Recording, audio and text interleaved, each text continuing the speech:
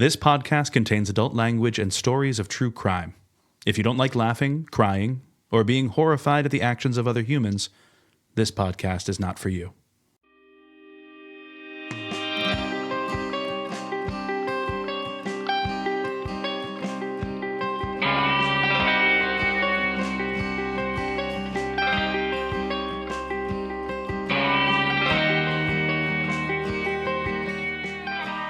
It's the end of the world as we know That's just going to be the entire episode. We do not feel great. Hungover. We are hungover. We're a little bit hungover. Yeah. Yep.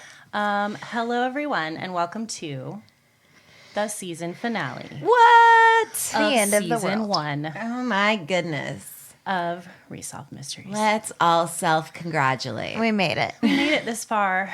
We're not doing our best today, but we'll at least do medium for you. Yeah, well, we're going to try our hardest. So, okay, how can I say this? If you're listening, then listen. Okay, so this is our show, Unsolved Mysteries, and this is a show. It's our show. You can't have it. Sorry. We've only just begun. On this show, we rewatch episodes of Unsolved Mysteries, which you can watch on Amazon Prime, YouTube, Tubi TV, and Pluto TV. So this is season 1, episode 24, which is the final episode of this season. We each take a case or two, research them, and provide you with the latest updates. To see photos we reference in the episode, follow us on Instagram at @re_solved mysteries, on Facebook and Twitter at resolvethepod, and you can contact us at resolvedmysteriespodcast.com or at our P.O. Box 14005, Portland, Oregon 97293. We also have a merch store, resolvedmysteriespod.threadless.com. And for every review that you write for the month of August, we'll be donating $1 to the Vera Institute of Justice, which was inspired by our patron Holly. Their mission is to drive change and to build and improve justice systems that ensure fairness, promote safety, and strengthen communities. And then we have some patrons to shout out. Nikki A., Leslie C., Kristen O., Emma R., and then a thank you to Kate P., who was already a patron, but she upped her patronage like a true sweetie. Thank you. Yep. So we wanted to give you some exciting updates about goodies for our patrons. When we began season 1, we printed out images from the cases that we could use for reference because we love a good visual aid. Since we're wrapping up season 1 and have to make room for all of season 2's photos, we decided to send a photo to each of you true sweeties who are subscribed at the $5 level or higher. Each photo will have the segment name, topic, show title, solved or unsolved, and will be numbered and signed by the three of us. It's just a little gesture to show our patrons how grateful we are for their continued support, and who doesn't love mail. The second announcement we have is actually super exciting. As many of you know, we have a Facebook fan page, and we all do a lot of chatting on there, and I frequently ask new members what cases they're most excited about us covering. When someone mentions a specific segment, I'll go through to see what season it's in to let them know when to expect it, because sometimes it's like season 8, which is truly 8 years from now. A few weeks ago, a listener named Claire mentioned she was most interested in the Tara Calico case. It's a very famous case. I'm not going to go into it here, but I hadn't remembered it from the 2 other rewatches of UM that I did in the last couple of years, so I searched for it. And imagine my surprise when I found out when the case was covered in UM in the original airing, but wasn't included in the Film Rises re-edit of the show that we all watch on Amazon. So I was like, what? They left cases out? No way. So I did some more digging, and it turns out they left out dozens of cases. Obviously, I lost my mind because here were cases that we wouldn't even know were missing from the episodes because the re-edits jumbled everything up. So we had an idea. We're going to cover these cases as our newest addition to our Patreon short stacks. Beginning in September, we will introduce a new short stack series, The Forgotten Few. Ooh. In the series, we will each take 1 or 2 cases that are missing from the re-edits of Unsolved Mysteries and research them like we would a regular episode. Like a regular episode, some cases will be longer than others, but unlike the cases, not all of the reenactments will be available to watch. Some of the lost segments can be found on YouTube, but others are not. We think the Forgotten Few series is going to be really fun and interesting. We've had listeners ask us if the extra content on Patreon is from the show Unsolved Mysteries, and we've always had to say no because we wouldn't want to dice up the show to only put certain segments on Patreon.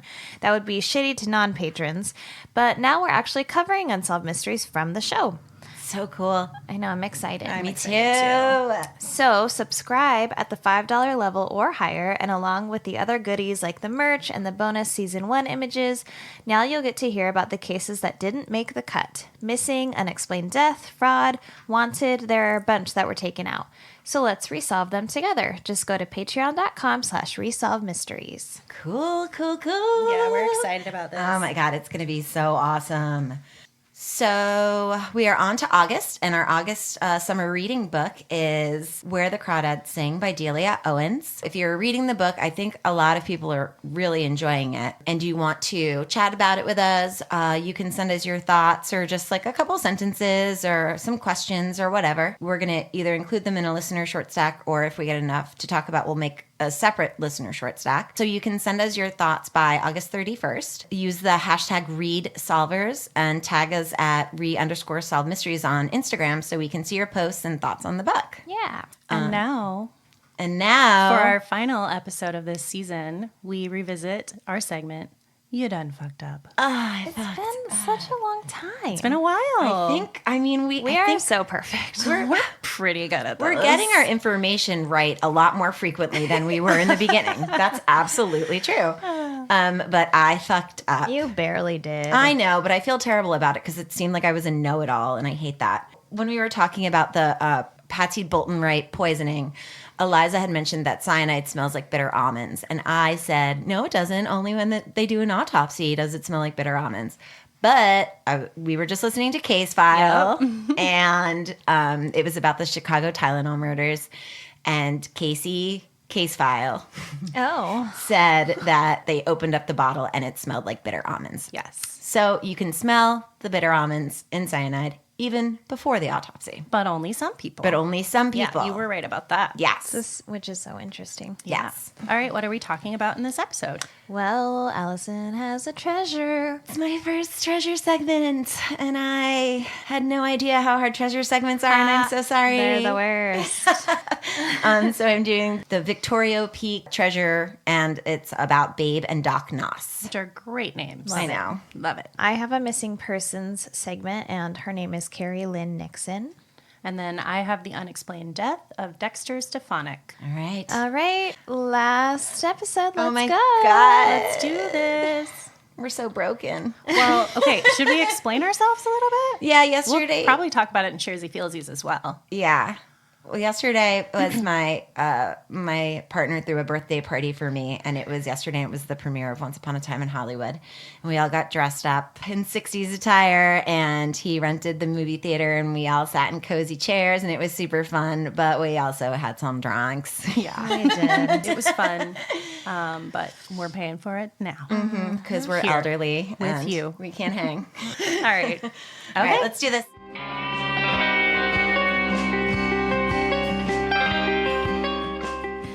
What are we doing? Treasure. We're doing treasure time.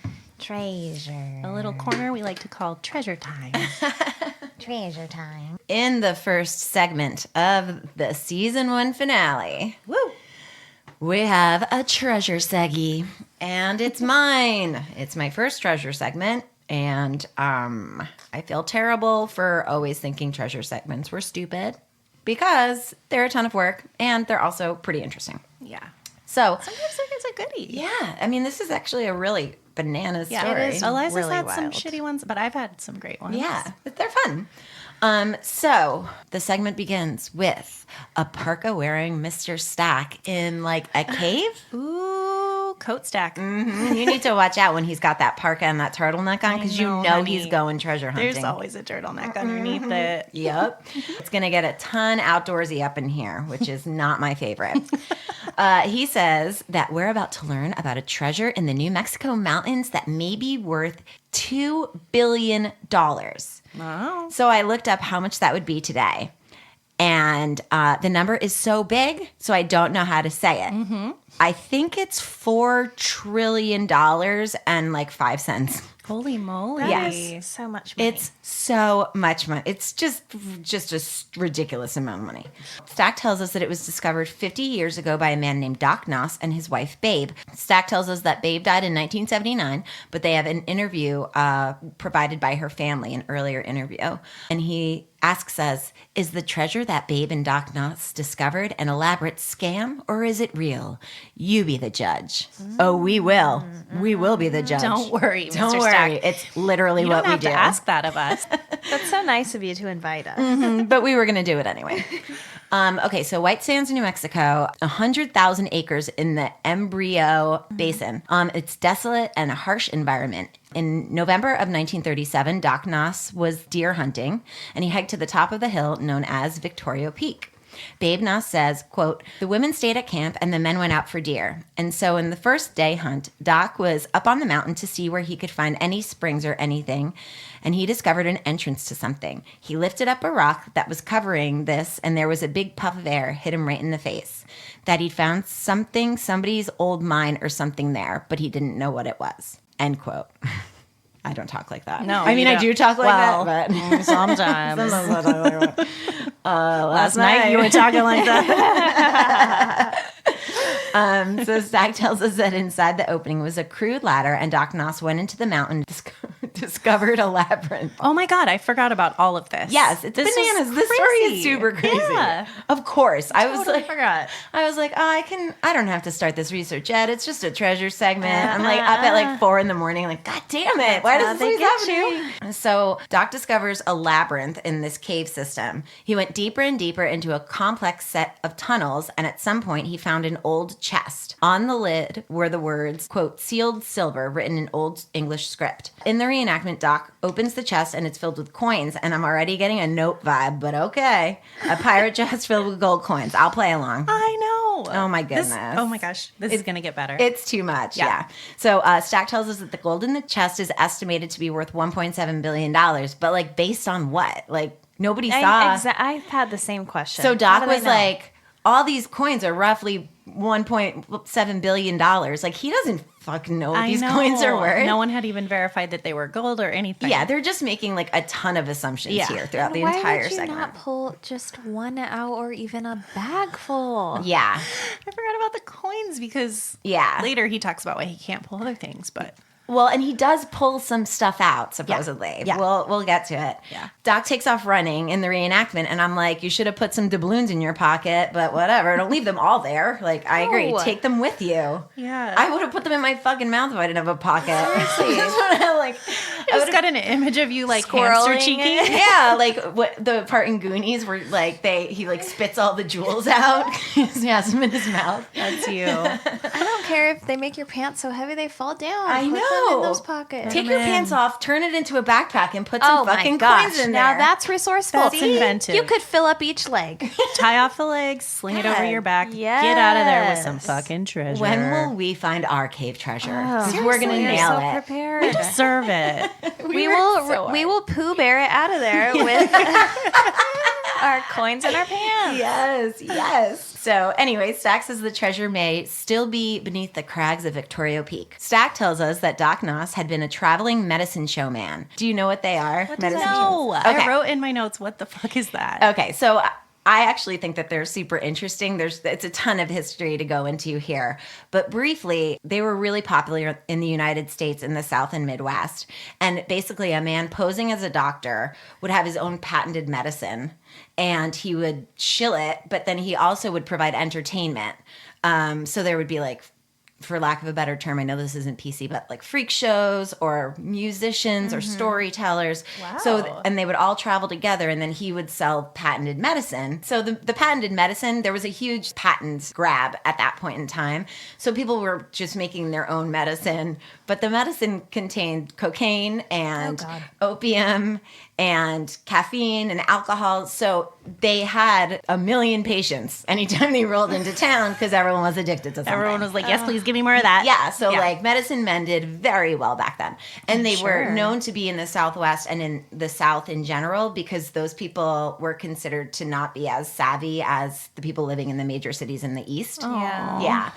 Yeah. It's actually, you guys should look into them, like Google it. It's fascinating. Yeah. It's my kind of history. So Anyway, in 1933, he married Ova Beckwith, who he nicknamed Babe. They opened a foot clinic in Hot Springs, New Mexico. We're still unclear whether or not he was actually a doctor. Okay. Like, I don't think that he was a podiatrist. Okay. But who among us hasn't opened our own foot clinic at one point or another? Yeah. I wonder how busy they were. I guess people walked There a must lot. have been a need. most people have 2 feet, so Oh my goodness. So then we meet Terry Delanis. He says that Doc was his grandfather and he's heard incredible stories about him all of his life.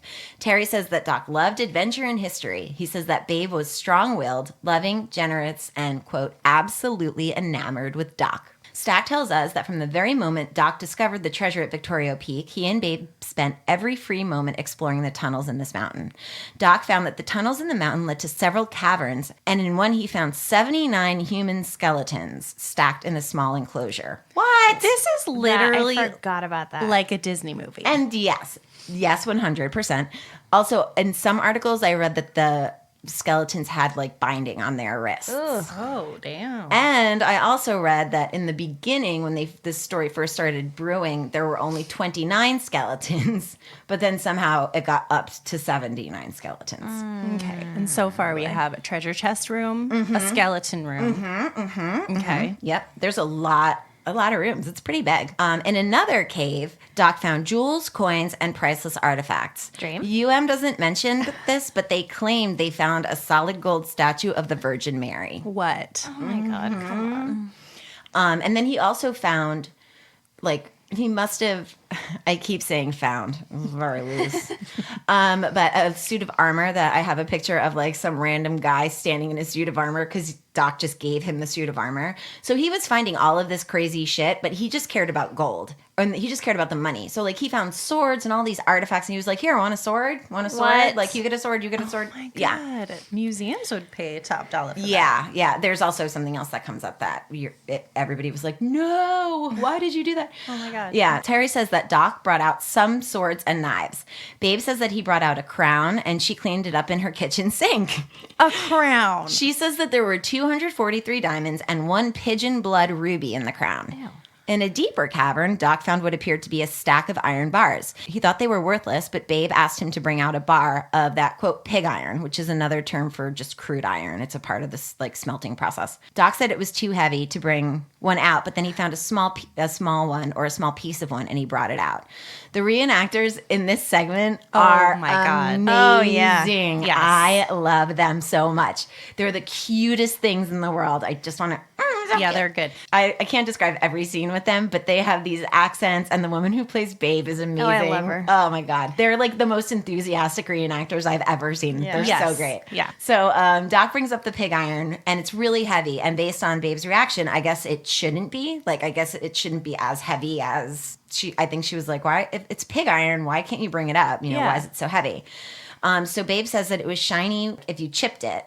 And she told him that there was yellow underneath. And he looked at it and saw that it was gold. And he said, quote, well, Babe, if that's gold and all the other is gold like it, we can call John D. Rockefeller a tramp. She says Rockefeller. It's so Yeah, that was cute.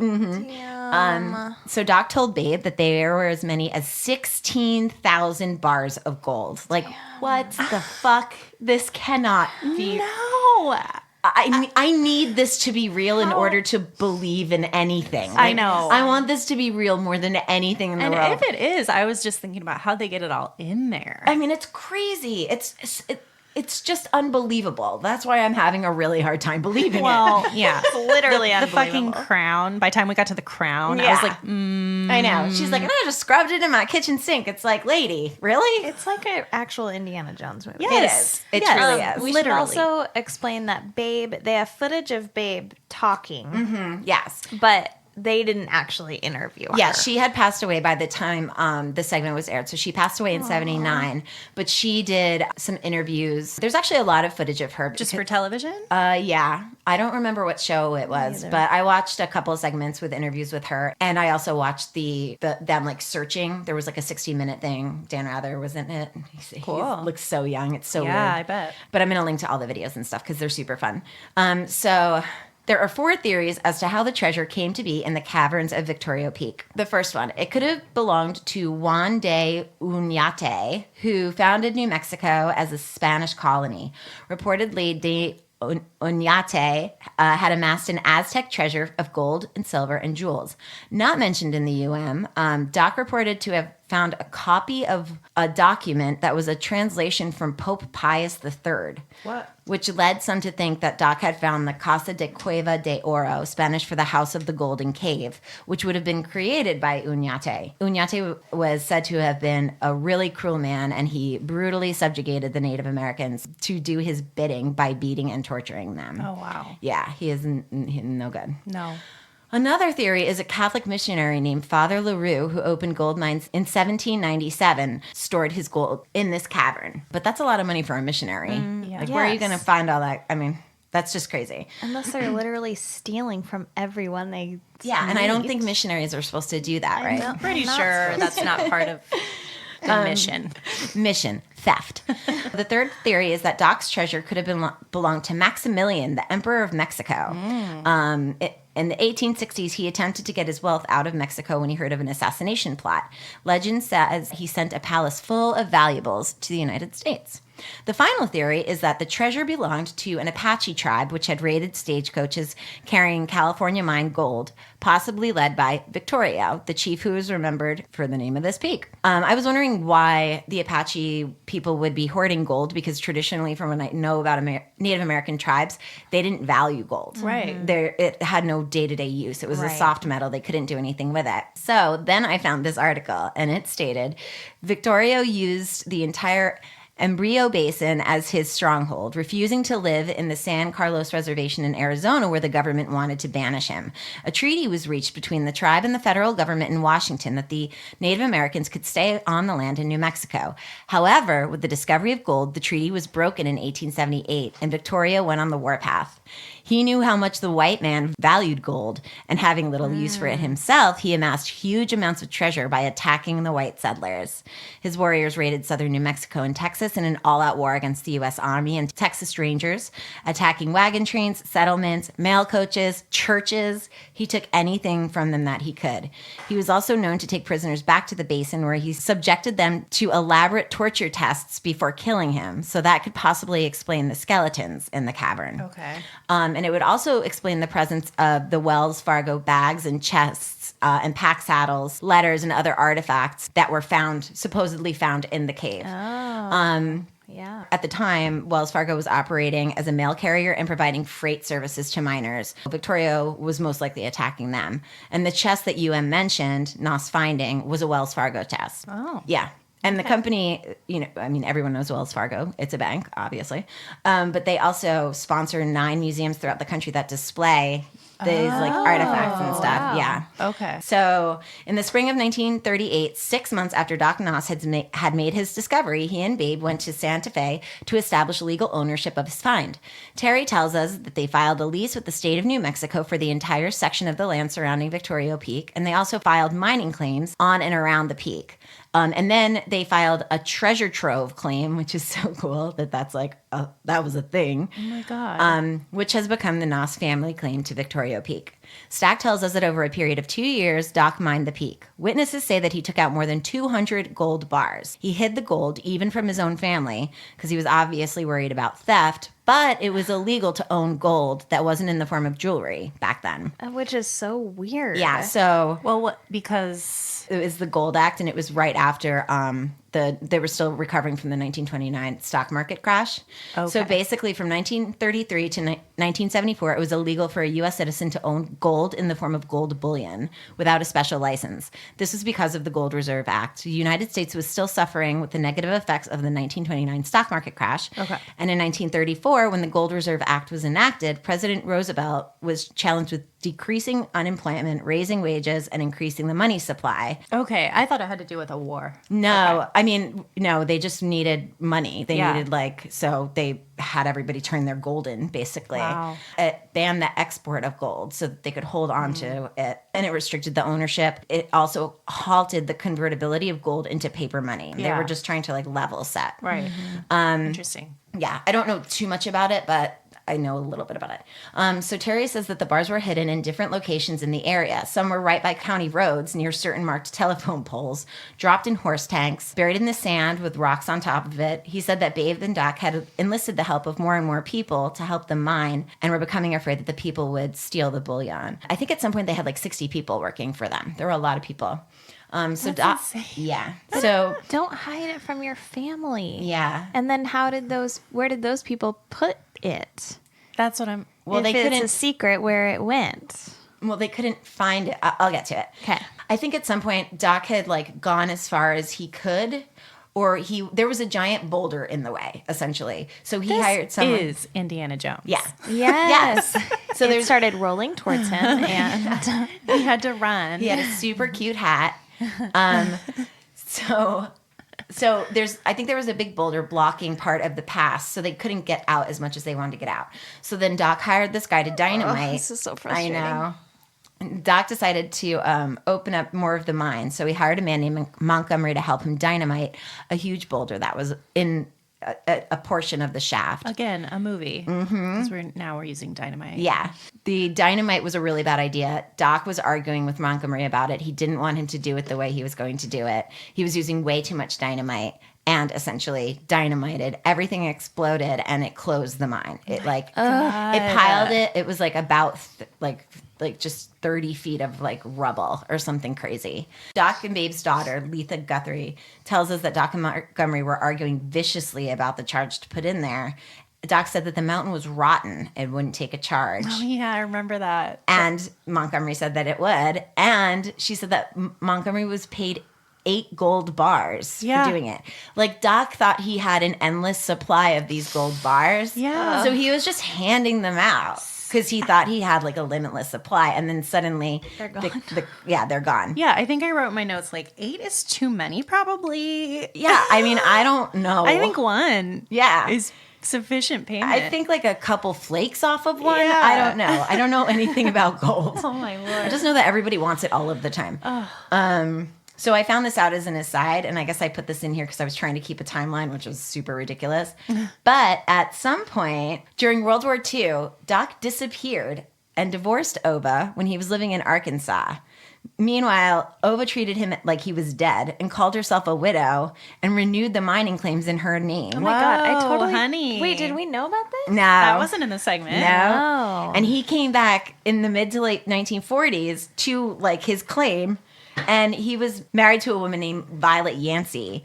So like he just like disappeared on her, divorced her like via mail, and then came back and was like, all right, cool, I'm ready to work on this again. And she was like, go fuck yourself. I don't think so. Bye. Yeah.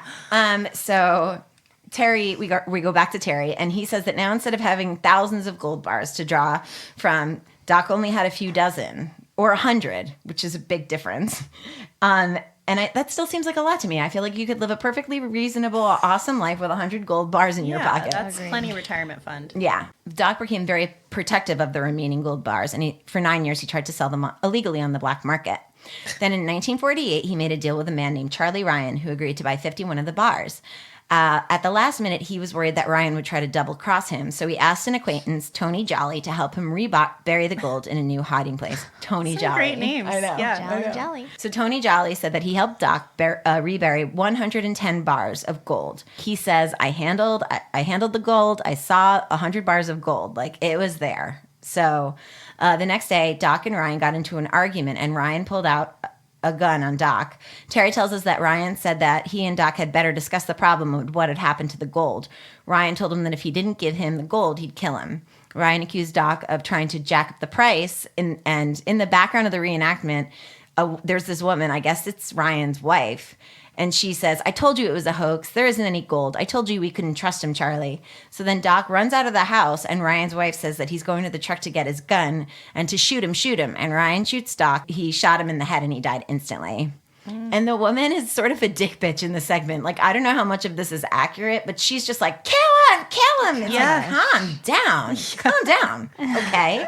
Let's just all take a minute.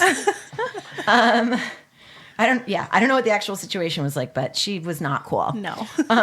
So Doc falls to the ground and he dies instantly.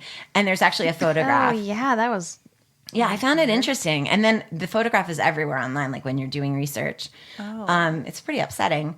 So he was murdered on March 5th, 1949, and apparently he had died lonely and bitter, having divorced Babe the few years before. And he only had $2.16 in his pocket. So for 3 years, Babe and her children struggled to clear a path to the treasure. In 1952, when they were less than 12 yards away from the central cavern, some shit went down. They were forced to relinquish their land on Victorio Peak and any land surrounding it because the U.S. Army needed to expand the White Sands Missile Range. Oh. That's why people hate big government, y'all. Seriously. Yeah.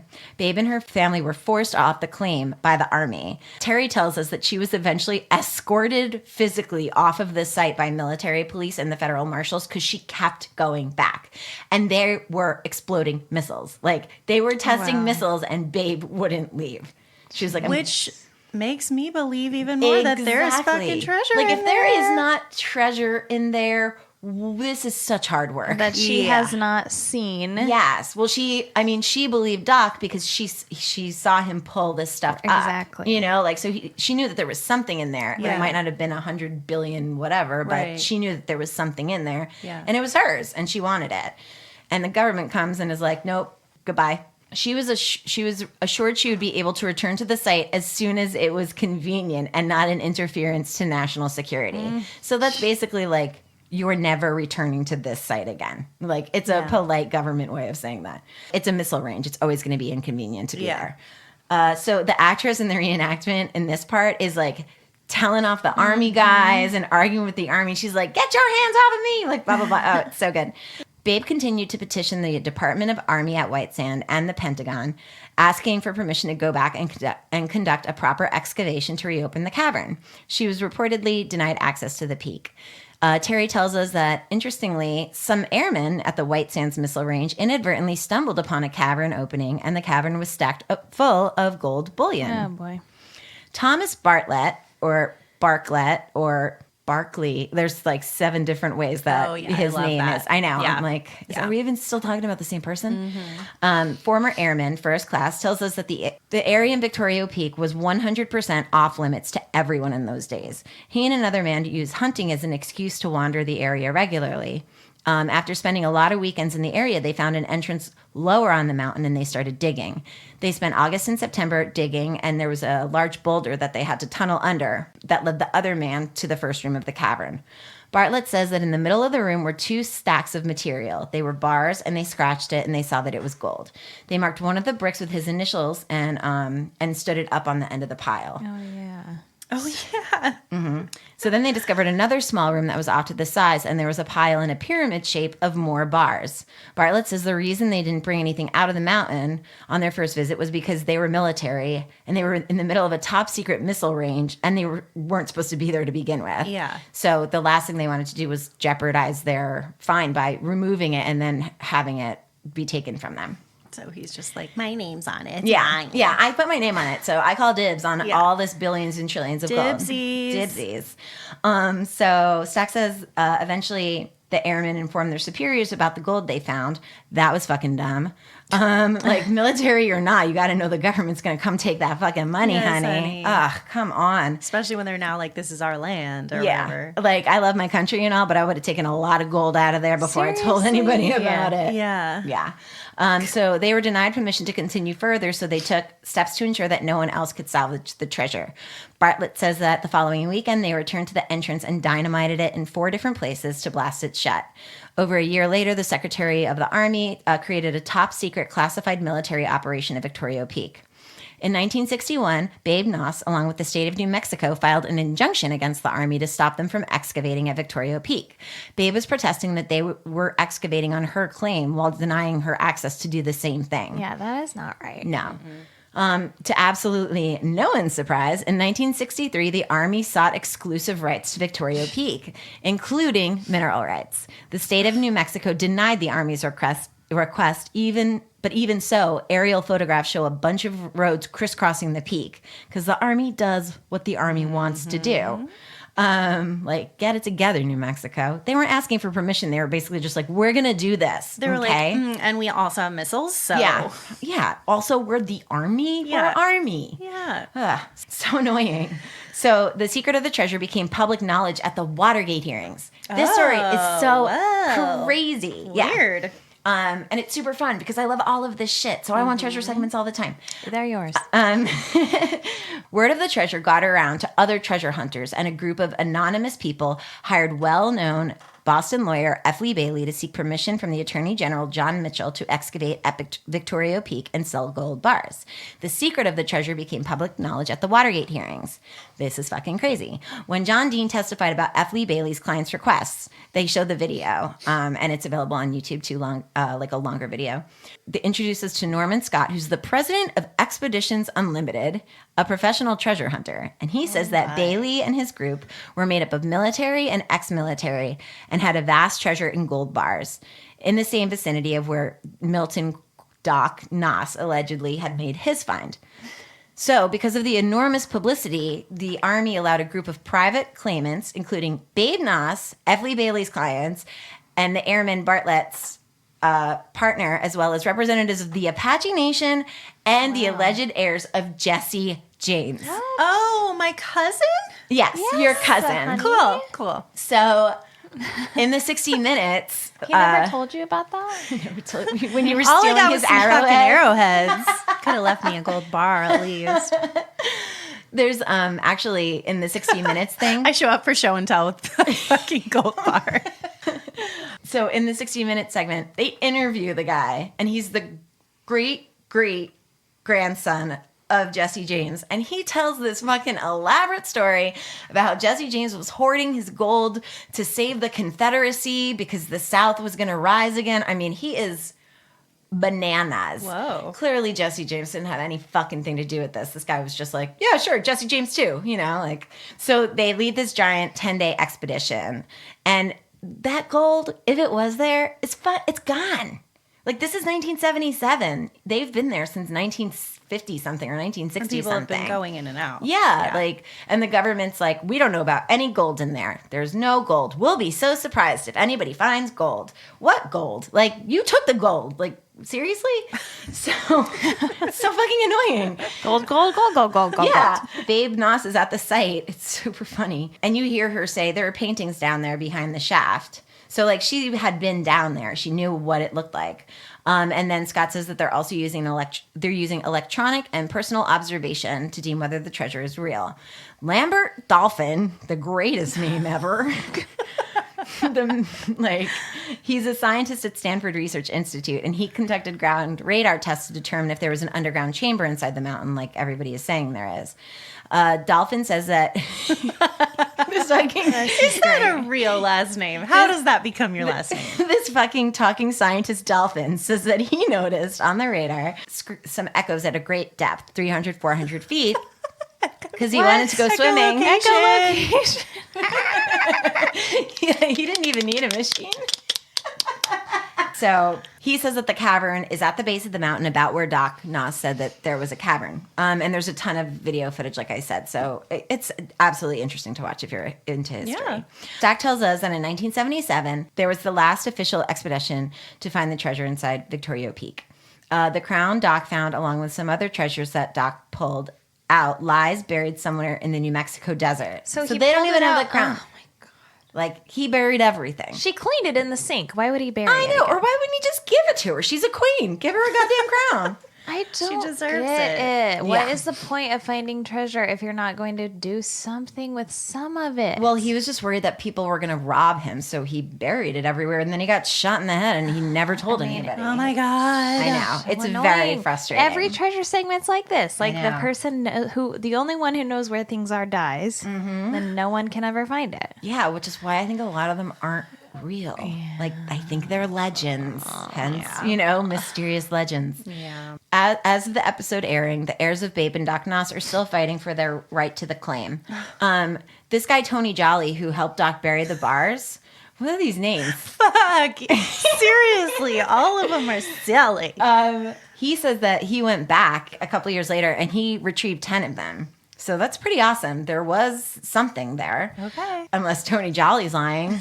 But I mean, I'd like I to always believe. trust a Jolly. I know. I trust based on name. And Yes. Jolly, for sure. Makes me think Dolphin? of Santa. And I'm with you. Okay. So, Makes you think of Santa. and who doesn't Who believe is the Santa? ultimate trustworthy figure? Exactly. Terry says that they will eventually get to Victorio Peak and they'll get it open so that the mystery of what's inside can be solved. I doubt it, baby. Sorry. Open up that peak. Gary Carruthers, the governor. Take a peek in that peak. Gary Carruthers, the governor of New Mexico at the time, says that this is a solvable mystery. So let's do it right now. He's like, I want that tax money, honey. yeah, he was all over it. But it was funny because at least he admitted it. He's like, it would be interesting for the state and it would be interesting for the economy Yeah. because I would, the treasure's taxable Yeah. and that's a lot of money. He was like, Interesting I is an hope they understatement. find it so I can tax the shit out I of wonder them. what New Mexico would be like if they had found that money. Yeah, I wonder might be like- what kind of world, like alternate universe it would be like. It's like fucking, what is it? That one really rich city. Oh, Dubai. It's like Dubai in the middle of like the fucking desert. Yeah, exactly.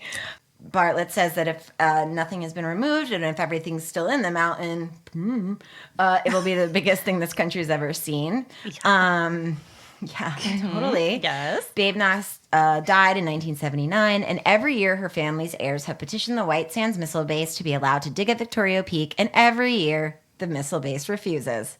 Stack says that around the time of this airing, Terry DeLonis has taken his case to Washington. The Army finally agreed, in principle, to the excavation, but due to, quote, technicalities, an act of Congress would prove necessary.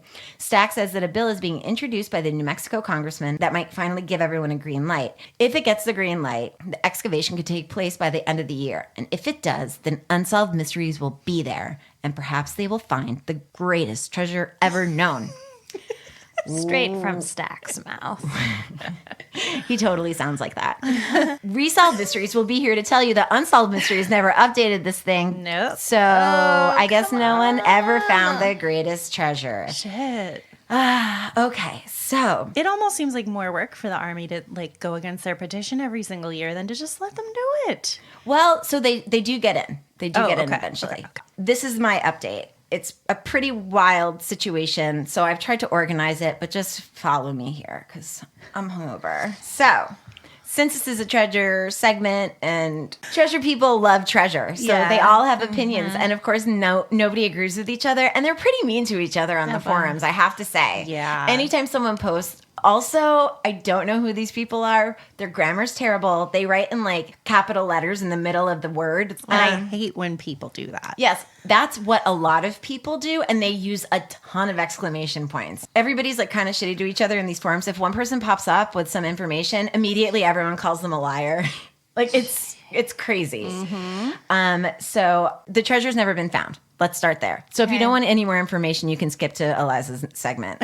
It's not there. No one's ever found it.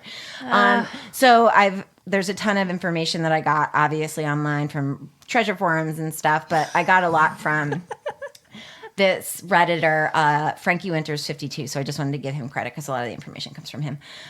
So the landscape of Victorio Peak is still inaccessible because some of the areas are like radioactive from nuclear bomb tests in the 50s. Oh boy. Yeah, so the Spanish name for the area was Jorna del Muerto, which translates as single day's journey of a dead man. So you get the picture. Yeah. The treasure origin story is a mystery itself. The origin of how Doc Noss found the treasure has several versions. The official family story was that he stumbled upon it while deer hunting.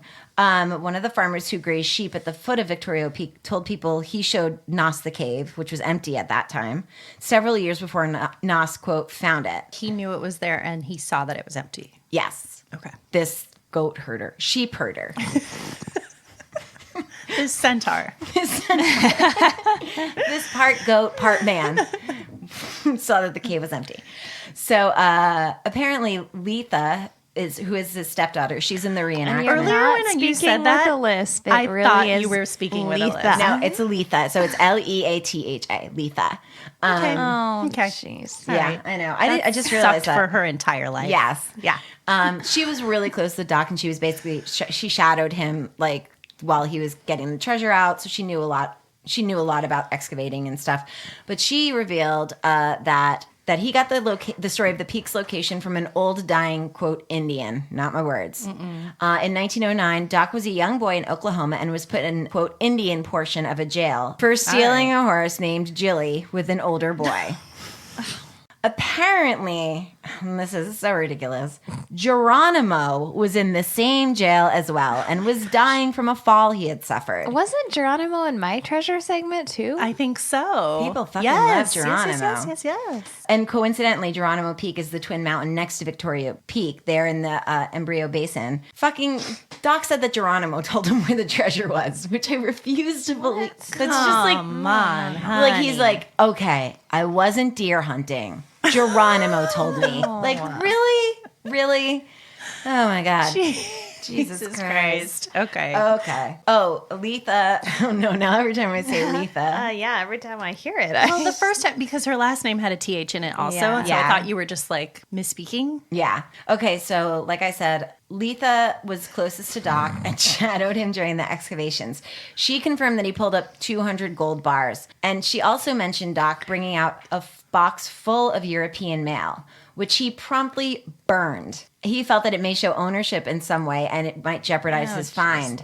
And Dorothy, Letha's sister, said, she was like, well, why would he burn that? Do you have any idea what those stamps would be worth? But also history is Everything important. is treasure in there. Everything is treasure. The stamps most of all. Yes, and like, yeah, she's like, those stamps. Like, what are you fucking talking about? How about don't burn things you find in secret treasure chests? That's a good rule.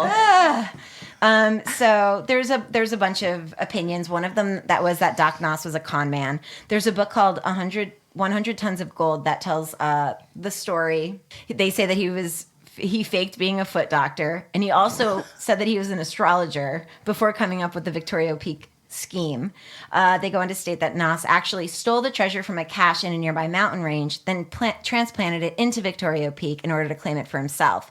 Then he dynamited the shaft partially to shut it before, quote, finding it later with Babe with him. So, like, it seemed more legitimate if Babe was like, oh, I was there when he found it. That's a lot of work. So then he took the gold out, but then conveniently had it accidentally sealed shut with another explosion. So their theory is that he wanted it dynamited shut. So that's why he lost the argument with Montgomery about dynamiting it shut, so that he could bring out this gold and then say, but there's so much more in there, just to, I don't know. Oh, to get people. Fuck with people? To get people to invest to try to dig the treasure up. So they would pay. Oh, wow. Yeah. Okay. Yeah. So they would give him money Okay, to Doc, I see you. participate. And then apparently one man who bought a gold brick from Doc Noss in the late 30s had it's called assayed, ASSAYED. I don't know. So he had it assayed or appraised or whatever. And he found that it contained 1/200th of the value of gold that Doc had claimed when selling it. Some investigators... Oh, so the brick wasn't even fully gold? No. Oh, wow. No. People think that he created fake gold bars to lure in investors. Yeah. So one man came forward and claimed that Noss electroplated, so I guess covered, copper bars with gold in El Paso. Another Victorio Peak area resident made the claim that Noss, quote, salted a nearby spring with gold flakes and then would pan for gold to get investors. Wow. Yeah. So he may have been just Kind of like that. I hope he a was. con man. I do like the idea of him just flower girling the Like, gold around the river. Yeah. Some feel that Doc simply ran out of funds after being cheated on deals, so he began to use the fake bars to raise capital. The Secret Service had indicated earlier that there might be a cache of non-gold bars on the site, which they say may have been placed there by Doc. So there's another theory that Babe Noss was also a con woman. Because in 1955, Mrs. Mitchell of Caldwell, Texas, wrote to the Mint concerning the purchase of gold mining stock from Oba Noss, which is interesting because the public records show that at the time, Oba Noss had no legal claims to the peak. There's some correspondence showing that the Treasury Department was concerned about possibility of fraud, and they created an investigation into Babe Noss. And then there's everyone who thinks that Doc Noss was legit. There's a quote from Letha talking about what a fun time it was after they found the treasure because they were all like working together and they were all excited and they trusted him because he was like, if the government finds this gold, they're going to take it. So I have to bury it around, you know, like it's her dad. Yeah, it's kind of sad. of course. So Ovanas and her 2 sons, Harold and Marvin, and her 2 daughters, Letha and Dorothy, helped Doc with the strenuous task of removing the bars. And Letha told a magazine that she herself had handled 12 to 15 of the bars. And she said, I even put one up and hid it for 4 days. So I guess she like helped him hide it for a couple days before he could move it someplace else. 6 men who worked with Doc in removing the gold later signed sworn affidavits regarding their experiences. They each said that they held a bar while it was being sawed in half to like show that the inside was real. So then the last thing is, and this is whatever. The last thing is that there's a military conspiracy. Oh.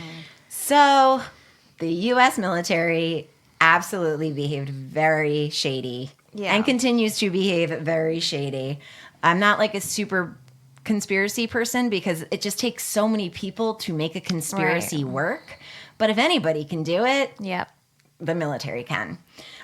So the family was kept off their claim until 1977. Many years passed, and finally in the spring of 1977, 81-year-old Babe Noss and her family were allowed to return to the peak and attempt to retrieve any proof of treasure. That is the video that they show on UM. The excavation was called Operation Goldfinger.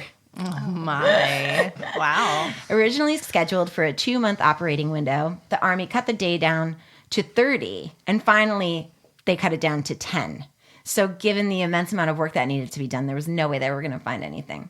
Like I said, Dan Rather, tons of other media attended the gold hunt. The Army had made sure to bulldoze shut any known entrances and put steel gates in other parts. Oh. This was done in order to make the treasure hunt as unsuccessful as possible. So, like, it wasn't sealed. And then when they came to excavate, the Army had sealed everything up. Wow. Yeah. When permission to use bulldozers and other heavy equipment was requested, the Army forbade their use in any area where a known shaft or entrance was located. They forced the treasure hunters to rely on picks, shovels, and manpower for 10 days with steel gates. I mean, come on. Yeah. Wow. They're just dick bitches. Air Force Captain Leonard Feig confirmed the treasure story. Feig's claim to the treasure began when he was stationed at White Sands. That's who they interview in UM. In 1961, when they accidentally found this entrance to the cave, it was Leonard Feig, Tom Berklett, Ken Prather, and Mill Wessel. And the initial story was that they were hunting and stumbled upon a dusty, treasure-filled tunnel in Victorio Peak. But Berklett later admitted that they were hunting gold from the start, not wildlife. In fact, the 4 had done extensive research on Victorio Peak, poring over old documents and records, and even traveling south into Mexico to check stories there regarding a man who has often been linked with the origin of the gold. Padre Philip LaRue. So that's the missionary. Okay. Feig supposedly told several people that he had caved in the roof of the newly found entrance to make it look like as if the tunnel ended. It's believed that the chamber that they discovered was a different one than the one Doc Noss discovered. The men marked their find and headed back to the base to make the official report. Among those who attested to the accessibility of the Peak's treasure was Lynn Porter, a businessman. On the night of September 1968, Porter drove to the Peak with a friend and a civilian security guard from White Sands Missile Range named Clarence McDonald. He took the 2 of them on a drive to Victorio Peak. A narrow passage through the rocks kept Porter, they call him Bulky, from following the other 2 men into the depths of the peak. He stood guard while the other man descended into a large cavern, returning with a crudely formed gold bar roughly 2.5 inches wide by 7 inches long. The person who was friends with Porter, who went down into the tunnel, said that there was a tremendous stack of gold in the cavern stretching for approximately 200 yards. 2 men told Porter they had taken one of the smaller bars from the stack. After some discussion, the men decided that Porter should take the bar to a close friend of his who worked in the provost marshal office in nearby Fort Bliss, Texas. Possession of gold was against the law at the time, and the men reasoned that the bar would provide evidence to bring about an authorized legal expedition to remove the vast quantity of gold. The men believed that Porter's friend was in a good position to help arrange an official government expedition to claim the gold. Porter subsequently brought the bar to his close friend, who was an Army major. The major took the bar and told Porter to check back with him in a few days. He did, only to find that in the short 3-day interim, the major had been whisked away and transferred to the Pentagon. His wife and 2 school-aged children had also abruptly left. Wow. The gold bar had disappeared without a trace. Oh, my. No one in the provost marshal's office to whom Porter talked to would admit to knowing anything about the gold, and he was warned by the provost marshal that any future, quote, trespassing would be dealt with severely. So the man they met, the man they mentioned, Feig, that they interview in the UM episode, once he went to the army and told them about the gold, they shipped him to New Mexico, and they began to claim that he was mentally ill. And for the next 15 years, they harassed him and his family with So apparently there's a ton of stuff. And I don't know about if this is true because it's the internet and it's just, wild stories everywhere. Apparently, like, a lot of people have died mysteriously that were connected to the case. So from November 21st to November 25th of that year, when Feig went and told them about the gold, some claim that 36.5 tons of gold was taken out of Victorio Peak, reported to be sold overseas via the CIA. I don't know. Okay. Harvey Snow's attempt to investigate for the treasure didn't end well. Harvey Snow was a prospector who spent time in the mountain around Victorio Peak seeking his own fortune. The military did not take the intrusion kindly and began to try and scare Snow by telling him that they had all 5 of his children being tracked. Snow continued his treasure quest regardless, and his daughter ended up getting shot under questionable circumstances. Whoa. Chester Stout was a retired Army major who spoke out about his knowledge of the military clearing gold from the peak by the truckload. He was threatened with death and had to move from New Mexico for his own good.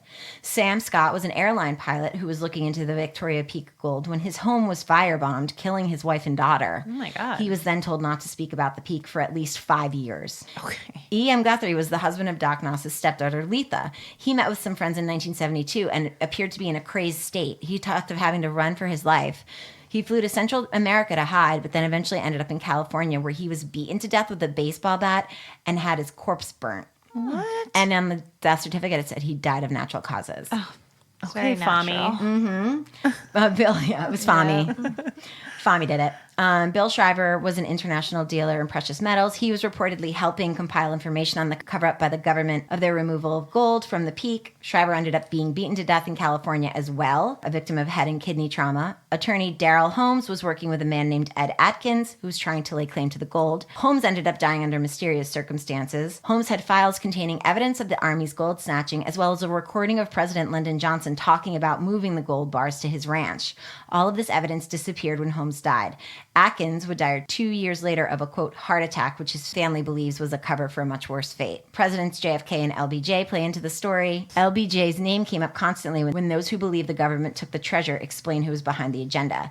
His predecessor, John Kennedy, had actually been in contact with Ova Noss in the early 60s over her concerns that the military was moving on her treasure claim.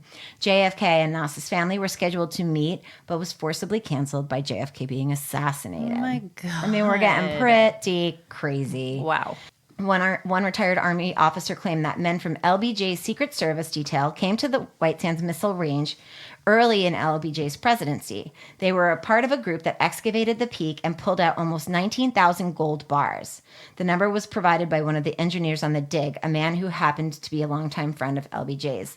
Later, researchers were able to uncover orders from LBJ to his crew on how he wanted the gold removed from Victorio Peak and taken to his ranch in Texas for storage. Another report states that some of the gold was shipped to Canada. LBJ reportedly came to the peak personally in the late 60s with Texas Governor John Connolly, and they led a group of men who pillaged more gold out of the peak. A man named Billy Carr was a good friend of LBJ. He went to a gold investor named Jim McKee and told him that he was trying to unload 6 million ounces of gold that came from Victorio Peak. He claimed the gold was being stored in an underground bunker at Johnson's ranch. The Noss family heir, Terry Delanis, was contacted and an attempt at a deal was made. Carr was willing to sell the family gold for under market value. The Johnsons could not sell the gold on the open market because the Noss family had the legal provenance to it. A deal for $70,000 was struck, but no gold was delivered, and the Noss family had their money returned. Negotiations continued for just under a decade before finally breaking off. It is not known to this day whether or not Carr was legit or a con artist. Doc Noss's heirs were allowed another crack at the peak in 1990. As long as they paid the military large sums of cash for the privilege. Starting in January of 1990, the first step was to survey environmental and engineering aspects of Victorio Peak. White Sands received a check for over $50,000 from the OVA, I think it's like the OVA NAS. It's like a foundation. The money covered security and road work. In 1990, they paid $50,000 to the government, and the group was able to mine from 1992 to 1996. They got about 50 feet away from where they believed the treasure room was located. The group found that it was unstable and you couldn't go any further. So they had to seek a different passageway. And then finally in 1996, the crew broke into a room that was 60 feet high and 6 feet wide. The unstable room suffered a collapse and several miners were showered with rocks and human bones. What? Yeah, the OVA NASA's organization was never able to explore things further after that day, as the Army decided that evening to revoke the group's mining privileges due to overdue charges that OVA NAS owed to White Sands. Oh my God. No mining has occurred since. Okay. So now there's just a ton of lawsuits back and forth with the military. Wow. And that's pretty much it. Dang. Yeah, they wanted him to pay like $350,000 to for the privilege of paying to do the excavation. Yeah. And he just kept giving them money. And then when they made progress and they found that room, they canceled it. Jeez. That's It's- crazy. it's bananas. Just all these random roadblocks. Yeah. Weird, And I mean, yes. and there are people that are this is, like we were saying, this is such a big conspiracy. And it isn't like we don't turn gold into dollars, Yeah. So why would the government want to do it? But then there are people that are like, the government doesn't have the money. People have the money. Yeah. Like they went in, they knew that they couldn't, the government couldn't buy it, or they knew the government would take it. So they just kept it. I don't know. It's so weird. It's almost like it would be better if it had never been brought up to the family, if Babe and Doc are con people, that they never made it up, or if they did find the treasure, that they never found the treasure, because all these people have now had to just spend so much of their time and money and energy I mean, and emotional wherewithal trying to That's get what we in see there. on all these treasure segments. So I think It's like their whole life. Yeah, especially Terry Delannis. It's just so sad because it seems like this was his whole life. Wow. And if it was a lie, first of all, if it was a lie, Babe didn't know it was a lie. There's no way that she would have kept fucking doing this. Right. I think that maybe Doc did what one theory was, where he found some gold bars, put them in, blasted it, Yeah. took Babe, acted like he discovered it, Yeah. and then told people that there were a ton. I think that's what he did. Yeah, that makes sense. That to makes me. sense. I mean, it's and a lot of work, but it's so much work. Yeah. It's such a giant, ridiculous thing. That's Yeah. what they do. They commit. Yeah. And this whole family and all these people affiliated, and I don't know, the whole thing's fucking bananas. But the conspiracy theory stuff, like JFK was maybe assassinated that's- before meeting with Babe Nuss. There's all these wackadoodle theories out there, Yeah. But yeah, so that's the treasure segment. My first treasure Wow, segment. Your first. And I on the liked last. it. Did it. You did Yeah, that's a great. good one. Yeah, I liked it, too. It was a lot of fun. So Nice. All right, let's go find it. Yay! Let's get our pickaxes. Yeah, let's get rich. We'll be right back after this short break.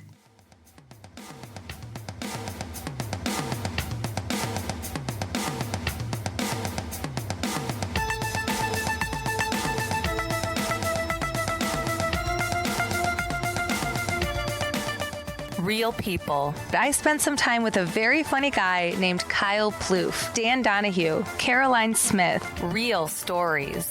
How about multi-dimensionally occupied? And the boys go into the house, and we start getting knocking on the trap door. Real places. We are looking for the ruins of the Cobb Estate in the haunted forest located in Altadena, California. Yes, ma'am. And we think we found it. I believe we're here. Is real funny. Anything louder than we've already heard, you're just going to see me growing smaller in the distance as I run away. All right, listeners, I'm in the bathroom now. You don't have to talk, David. Get ready. Oh, shit. Okay, well, we're definitely not alone out here. What was that? Check out Laughing in the Dark, the podcast where I, Sarah Jones, explore a new haunted place with a new comedian every week. Find Laughing in the Dark anywhere you get your podcasts.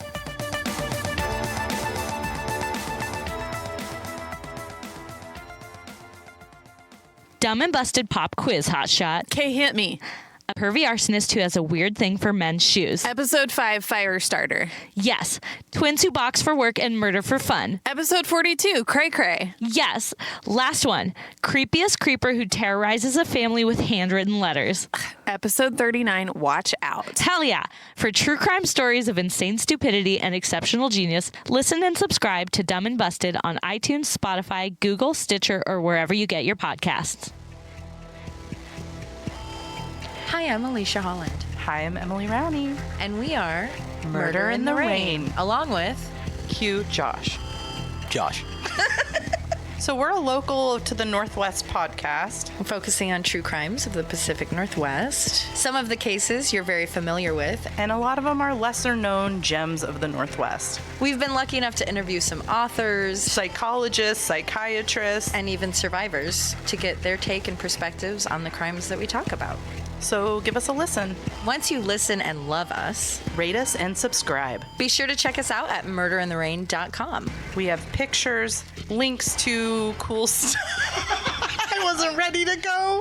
We have pictures, links, and even locations. Of what? I don't know. I don't like this part. You're going to get pictures of the people in the stories, links to important content, and even a Google map with locations of the scenes of the crime.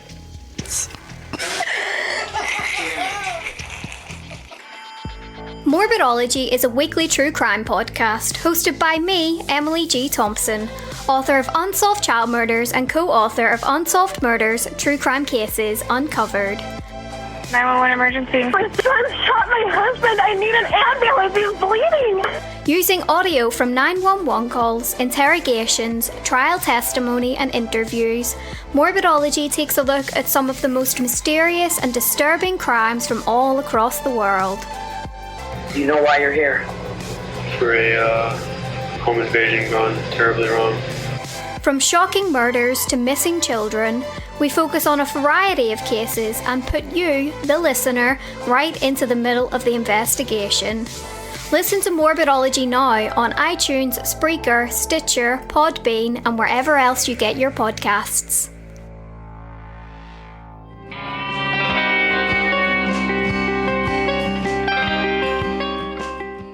Okay, so this is the missing persons case of Kari Lynn Nixon.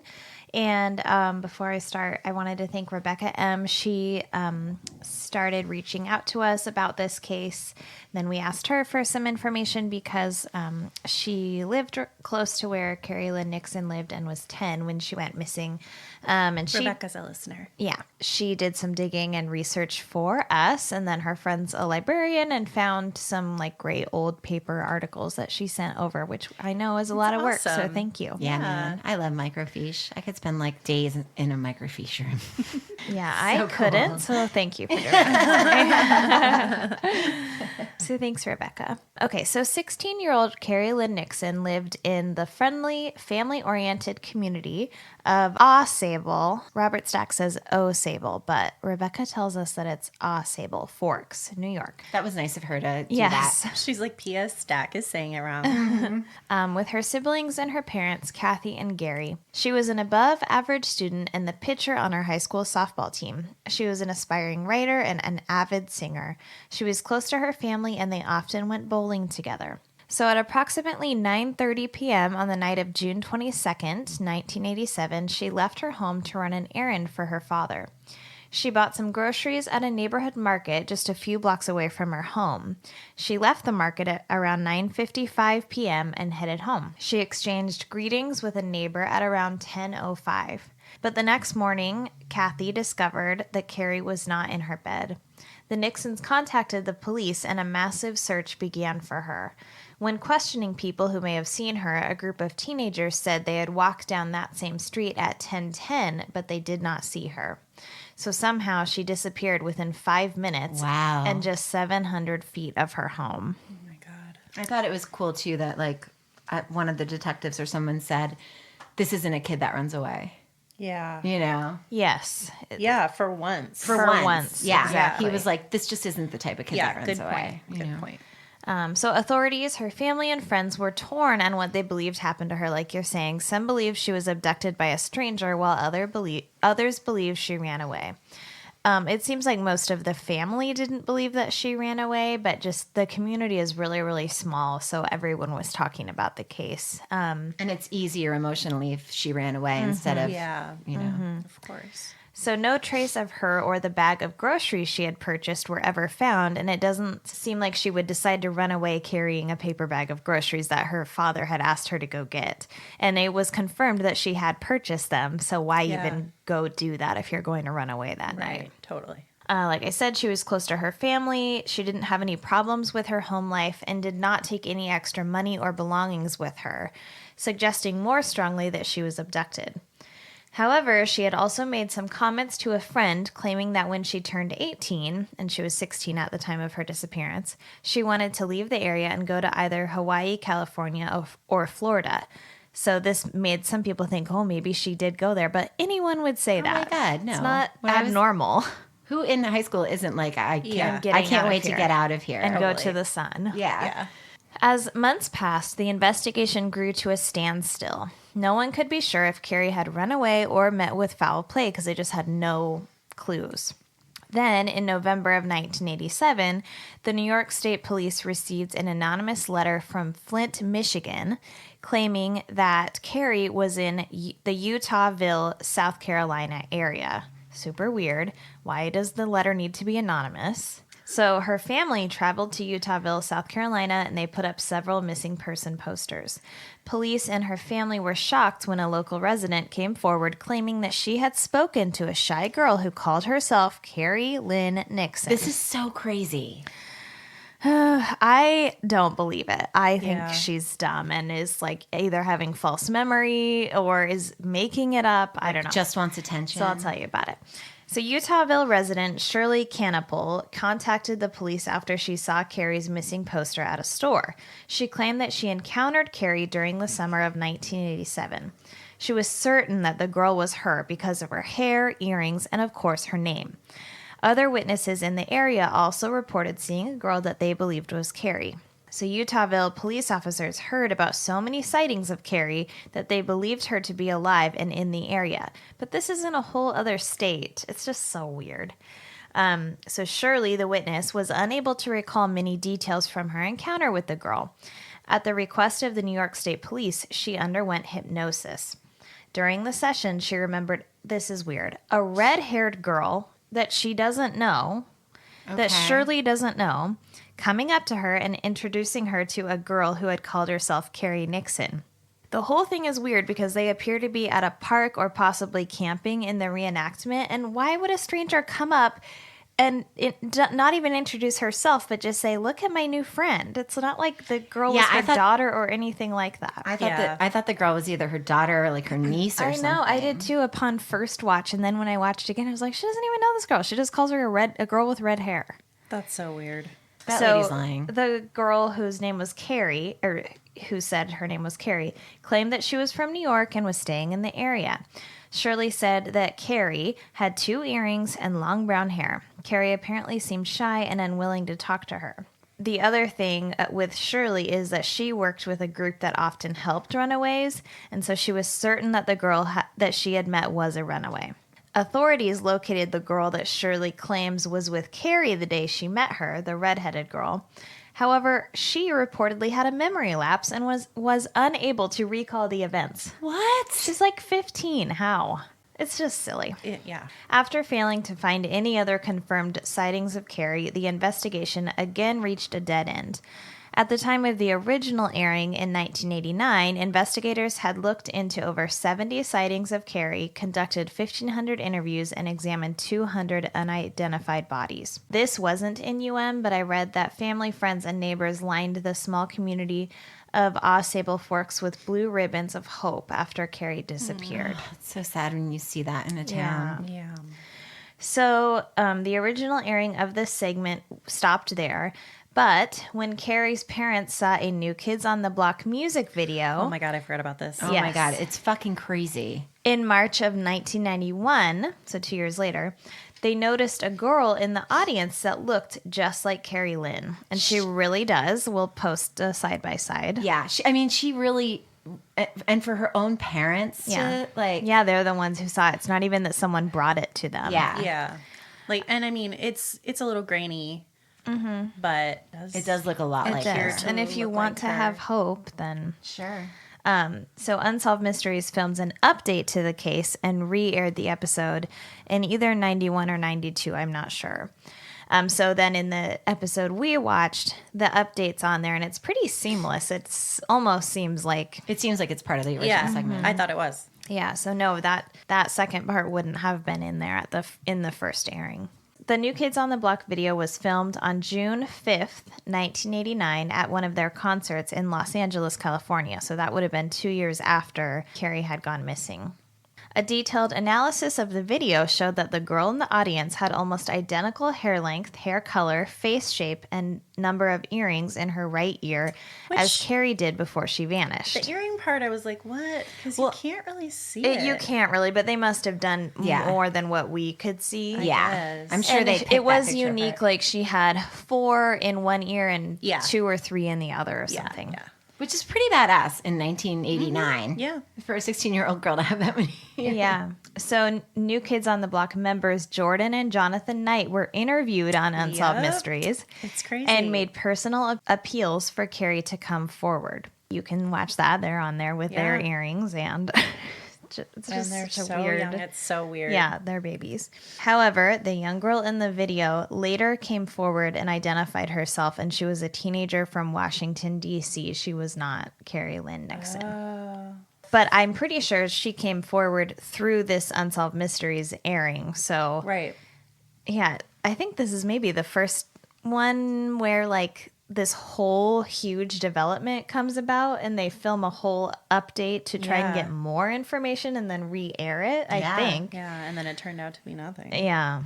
And her mom in the interview was like, we just want to know who it is. If it's Kari, that'd be wonderful. But if it's not, we still want to know because then we can rule it out that it's her. They just needed that peace of mind. Yeah. So now we're past UM and this is my research. One of the suspects in the case came to light in 1994. Louis Lent Jr. was known to visit the area of New York near where Kari lived. On January 7th, 1994, he attacked a 12-year-old girl named Rebecca. It was early on a Friday morning in Pittsfield, Massachusetts, when Lent menaced the girl with a gun and tried to force her into his borrowed pickup truck. She pretended to be suddenly out of breath, fooling him for a moment. She ran, shrugging out of her backpack when he grabbed for her, leaving it and him behind. When another man appeared to help her, Lent gave up the chase and drove away. Whoa. She's a true queen. Yes. But Louis Lent Jr. was caught for this and convicted of several charges in relation to that attack: kidnapping, larceny, assault with a dangerous weapon, and assault and battery. The girl testified against him at the trial and identified him in court. Police arrested Lent after they found the truck and the backpack and the loaded gun inside. The truck's owner was blind and told police he often loaned it to Lent. It was during 3 days of interrogation after the arrest that the real revelations came out. Lent confessed to murdering 2 children before trying to attack Rebecca. He claimed that he was subject to blackouts and memory lapses. Okay. That's convenient. In one Associated Press report, he blamed this on a 1974 close encounter with UFO occupants in Virginia. Oh no, you did not. So the 2 children that he killed for sure are Jimmy Bernardo, who was 12, and Sarah Wood, who was also 12, but Sarah Wood's body was never found. Oh, God. Jimmy Bernardo and Sarah Wood, I believe one or both of them were in that New York area where Kari lived. So once they found out about those killings, they were looking at him for her murder.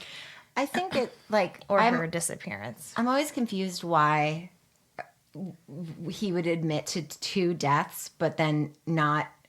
I mean, it's one thing if there's 6 and it's like, oh, okay, I don't want to. I guess you're going to go to jail forever. You murdered 2 children. So if you did murder more children, can you just fucking admit to it? Right. You know, it's so bizarre to me when just people reading do about that. this with Otis Toole. Yes, he did the same thing.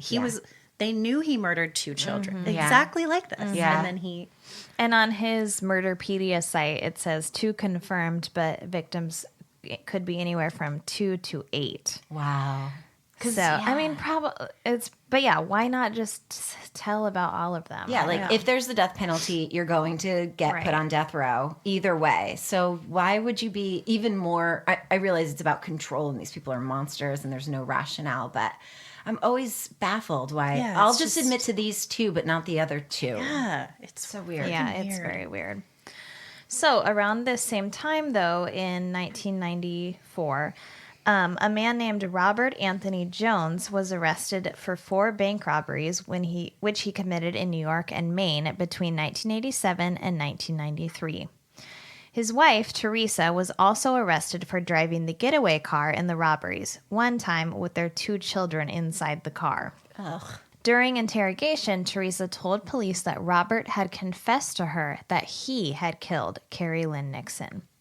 Simultaneously, Robert Anthony Jones confessed to police that he had kidnapped, raped, and murdered Kari in a plea deal to get Teresa a lighter sentence for driving the getaway car. So at the time of Kari's disappearance, Robert was 23 years old and living in Bar Harbor, Maine with his family.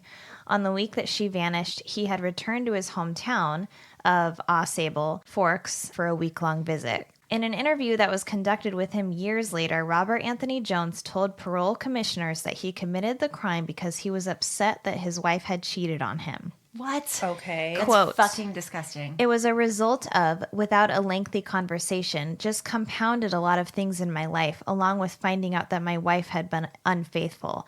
I had gone out with no intention. I was just upset about my wife. My wife had left and driven back to Maine, and I had gone down to the store to pick up some pretzels and beer, and that's when I happened to see her. Oh, so it's absolutely not your fault. It's your wife's fault. Yeah, of course. What the fuck? On the night of June 22nd, 1987, after he spotted Kari Lynn Nixon while he was buying beer at the neighborhood market, he followed her and forced her into his car at gunpoint. He then drove her to his parents' cabin where he raped, strangled, and shot her. No. And it's just so sad because no one realized that she was missing until the next morning. Mm-hmm. So, I mean, maybe if someone had realized she hadn't come home from the store that evening, there might have been a better chance of finding her because she really wasn't that far away. Yeah. That's so upsetting. Yeah, it's very sad. When asked if he could imagine the horror that Kari Lynn Nixon felt, Jones said, "No doubt." Ugh. Mm-hmm. So Robert Anthony Jones led investigators to a shallow grave just a few miles from Kari Lynn's home on January 28th, 1994, almost 7 years after she disappeared. And they found her body. Oh, my God. So then they were able to, obviously, to rule out this first guy that I mentioned, but he was really the only suspect that they had, and they didn't have him as a suspect for very long because he didn't attack that girl, Rebecca, till January of 1994. And so this shithead, did he murder anybody else, or it was just a one-off, like... Yeah, it's possible. So no, none that have been proven, but it seems likely. And they have looked at him for other cases, but nothing has been proven. So after the murder, he moved back to Osable Forks area where he settled with his family only 200 yards from the shallow grave where he had buried Kari Lynn Nixon's body. God. Because his family owned that land and there was like a cabin on the land. Oh, that's disgusting. With his children. It gets worse. What? Under the negotiated plea that he made, he secured a sentence of 18 years to life in prison, which would be served concurrently with his sentences for the robberies. This meant Robert might serve only an extra 3 years for the murder. Seriously? It's I'm a so terrible angry. deal, but prosecutors apparently at the time felt that they had no choice but to agree to the terms. I don't know why that is. Because they thought it was more important to get Kari Lynn's remains? Yeah, I guess. I don't know. Oh, my God. So he is now an inmate in Sing Sing prison in New York. His first parole board hearing was in 2011. So Kathy, Kari's mom, said in a 2011 interview, quote, "We all just remember the good things and the happy times we had together. She still offers so much to all of our family." And then her father, Gary, said they all remember her even 20 years later talking about their community and how supportive they've been. But he experienced a lot of guilt over his daughter's death and, quote, "will wonder what if forever." Yeah, of course he does. The family is wonderful, and they give an annual academic scholarship in Kari Lynn's memory and hold fundraisers to benefit the National Center for Missing and Exploited Children. The family recalls letters and postcards that filled wheelbarrows at the local post office after her death as concerned citizens from around the country offered their support and condolences. Quote, "The support has just been unbelievable. I feel so blessed to be living in this community. It really lifts a big burden off our shoulders to know how much everyone cares and remembers Kari," said her mother. Oh, man. Kari's parents, Lori, her sister, and 2 younger brothers, Joe and John, in this 2011 article, think of Kari Lynn and wonder about what kind of person she would have become. Quote, "I wonder if she would have been married or if she would have had any kids," said Joe as Lori nodded in unison. The siblings wish their older sister would have had the chance to meet her 4 nephews. And then her mom said she would probably be off saving the whales or something. Oh, honey. So he was denied parole in 2011, thank goodness. But he was up for parole again in 2015, which was denied. But then in 2016, Jones was granted an administrative appeal in regard to the 2015 denial and received a de novo or do-over appearance before the board in June of 2016. Before each and every one of Robert's hearings, Kari's mother, Kathy, recounts her daughter's murder to a board of parole representatives. Jesus Christ. God. Quote, "He strangled her and then he shot her twice in the chest. She died alone, begging for her life." This article said, "As painful as it is to relive the nightmare, Kathy fears not doing so may result in the killer's release." Yeah. She said, "I'm Kari's advocate. I have to let everybody know the viciousness of what he did." So awful for her. Fuck It's that so guy awful. for getting a do-over. You don't get a fucking do-over. I don't know like, how. ugh. So, Jesus. I have an action step for everyone because his parole was denied in 2016, but he's up for parole again this month, August of 2019. What? No. And Kathy hopes that people will write letters to the Board of Parole advocating for Robert's continued incarceration. So you can go to www.doccs.ny.gov/letters.html, and we'll post that in the episode notes. But that website's great.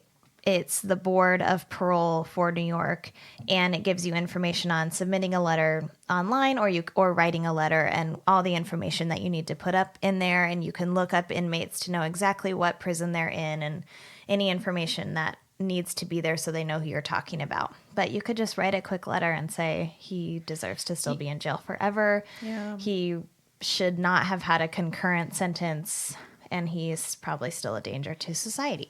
Do you know what we could do if there's a way to get it out to the listeners? Like a way we could even write the canned letter and they could just copy and paste it. Oh, that's a great That's idea. true. Maybe we'll put it in the episode Yeah. notes. They 'Cause it can doesn't have copy to- and paste it. Yeah, Yeah, so- that's a great idea. So we'll put it in the episode notes. You just copy and paste it from the episode notes and send the email. That's all you have to do. It can't be any idea. easier. And fuck this fucking guy. And then he puts her family the through it trauma every that they single have to time. go through, reliving this nightmare over and over Yeah, again. she has this to guy, keep telling the story. he should have never gotten out. I mean, I understand you have to do what you have to do to create a plea deal. It's just disgusting. Yeah, it never should be up for parole. He lived 200 yards away from her fucking grave. Like, it's awful. That's gross. Yeah, so we'll do that. Yeah, that's a great idea. It'll make it even easier. You guys don't even have to write your own letter. Just Yeah, copy and paste yeah. it and email it. Yeah. So Kathy says nothing has changed. Kari is still gone. He is still the one that kidnapped, raped, and murdered her. And then in addition, she said, I don't ever believe that he's ever said he's sorry. Not that that would mean anything. But still. But that just shows Even he's the callous. fact that he's willing to live 200 yards from her body. He's not body sorry. clearly shows He's that he not. is unaffected. And that also leads me to believe that it wasn't Kari. Like, she wasn't a one-off because he was mad at his wife. Right. He's done There this. has to be more. He's done this before. Yeah. Like, come on. Yeah. That's serial killer behavior. Yes. That's not a crime of passion. I dumped a body. I buried a shallow, I made a shallow grave. That's serial killer behavior. Totally. Living 200 yards with your wife and your children. Yes. He's done this before. Yeah, it's I agree. gross. It can't be the first time. Fuck this guy. So sadly, Kari's brother, Jonathan Nixon, died after a year-long battle with ALS. But he was survived by a daughter who was born, I think, the same year that he died. And he and his wife named her Kari Lynn Nixon in her aunt's honor. Oh, my God. And then also their father, Gary, passed away in 2011. So Kathy has to do... this whole thing by herself. Yeah. Wow. And Kathy says, quote, "She's always in our thoughts, and when we're together, her name always comes up. She's still a big part of our lives." And that is the terrible murder of Kari Lynn Nixon. Jesus. Okay, well, let's get this dick bitch. Yeah. Keep him in there. Yeah. If they let him out, he's just going to do it again. Yeah. Fuck this guy. This is one of the few segments that we've covered where I didn't think that it would be solved for some reason. I guess because of the New Kids on the Block video. I just thought it would never be solved. So it's so upsetting. Yeah. It's very upsetting. Yeah. Okay, so we'll write a letter for you guys and we'll post it in the notes and you just copy and paste it and send that email and fucking keep this asshole in jail forever. Yep. Yeah. All right, thanks for all that. Was great.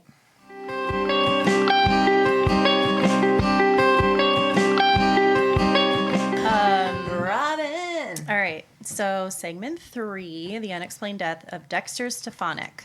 Winter 1985, 68-year-old Dexter Stefonek prepared to drive from his son's Oregon farm to his home in Rhinelander, Wisconsin.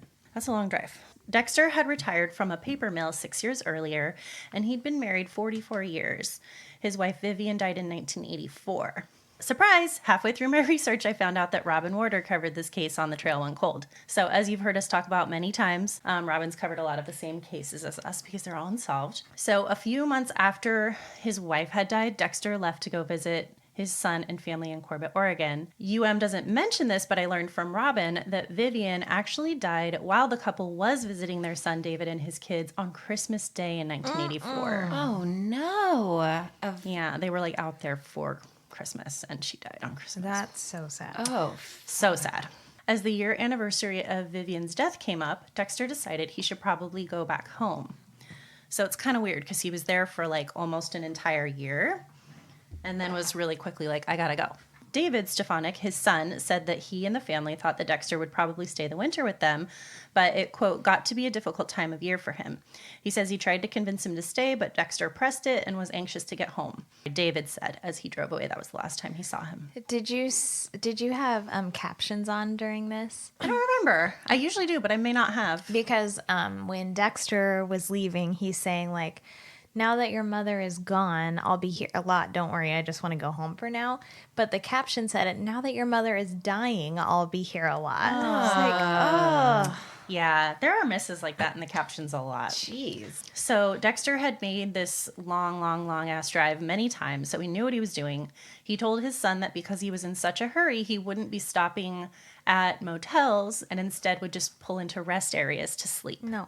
So he was like that desperate to get home fast. But we don't know why all of a sudden he was that desperate to get home fast. I mean, I know that he was sad, but it was near the time of her I think the death, family kind of thought he wants to be not here because it's a reminder. Because that's where it happened, okay. Maybe. But stay tuned for theories. Okay. So Stack says that November 19th, 1985, on a, quote, bleak stretch of Montana highway at the Bad Route Rest Area. Yeah, that's a terrible name. I mean... Red flag, honey. Jesus. Also, sleeping in your car to rest area, I don't care what your gender is. It's not a fucking... I'm going to go into that too. But anyway, at the Bad Route Rest Area, a burning car was found. Clyde Mitchell, a maintenance supervisor, had noticed the smoke and alerted authorities. Dawson County, Montana Sheriff Jim George, which is a funny name, says he pulled into the rest area behind the vehicle.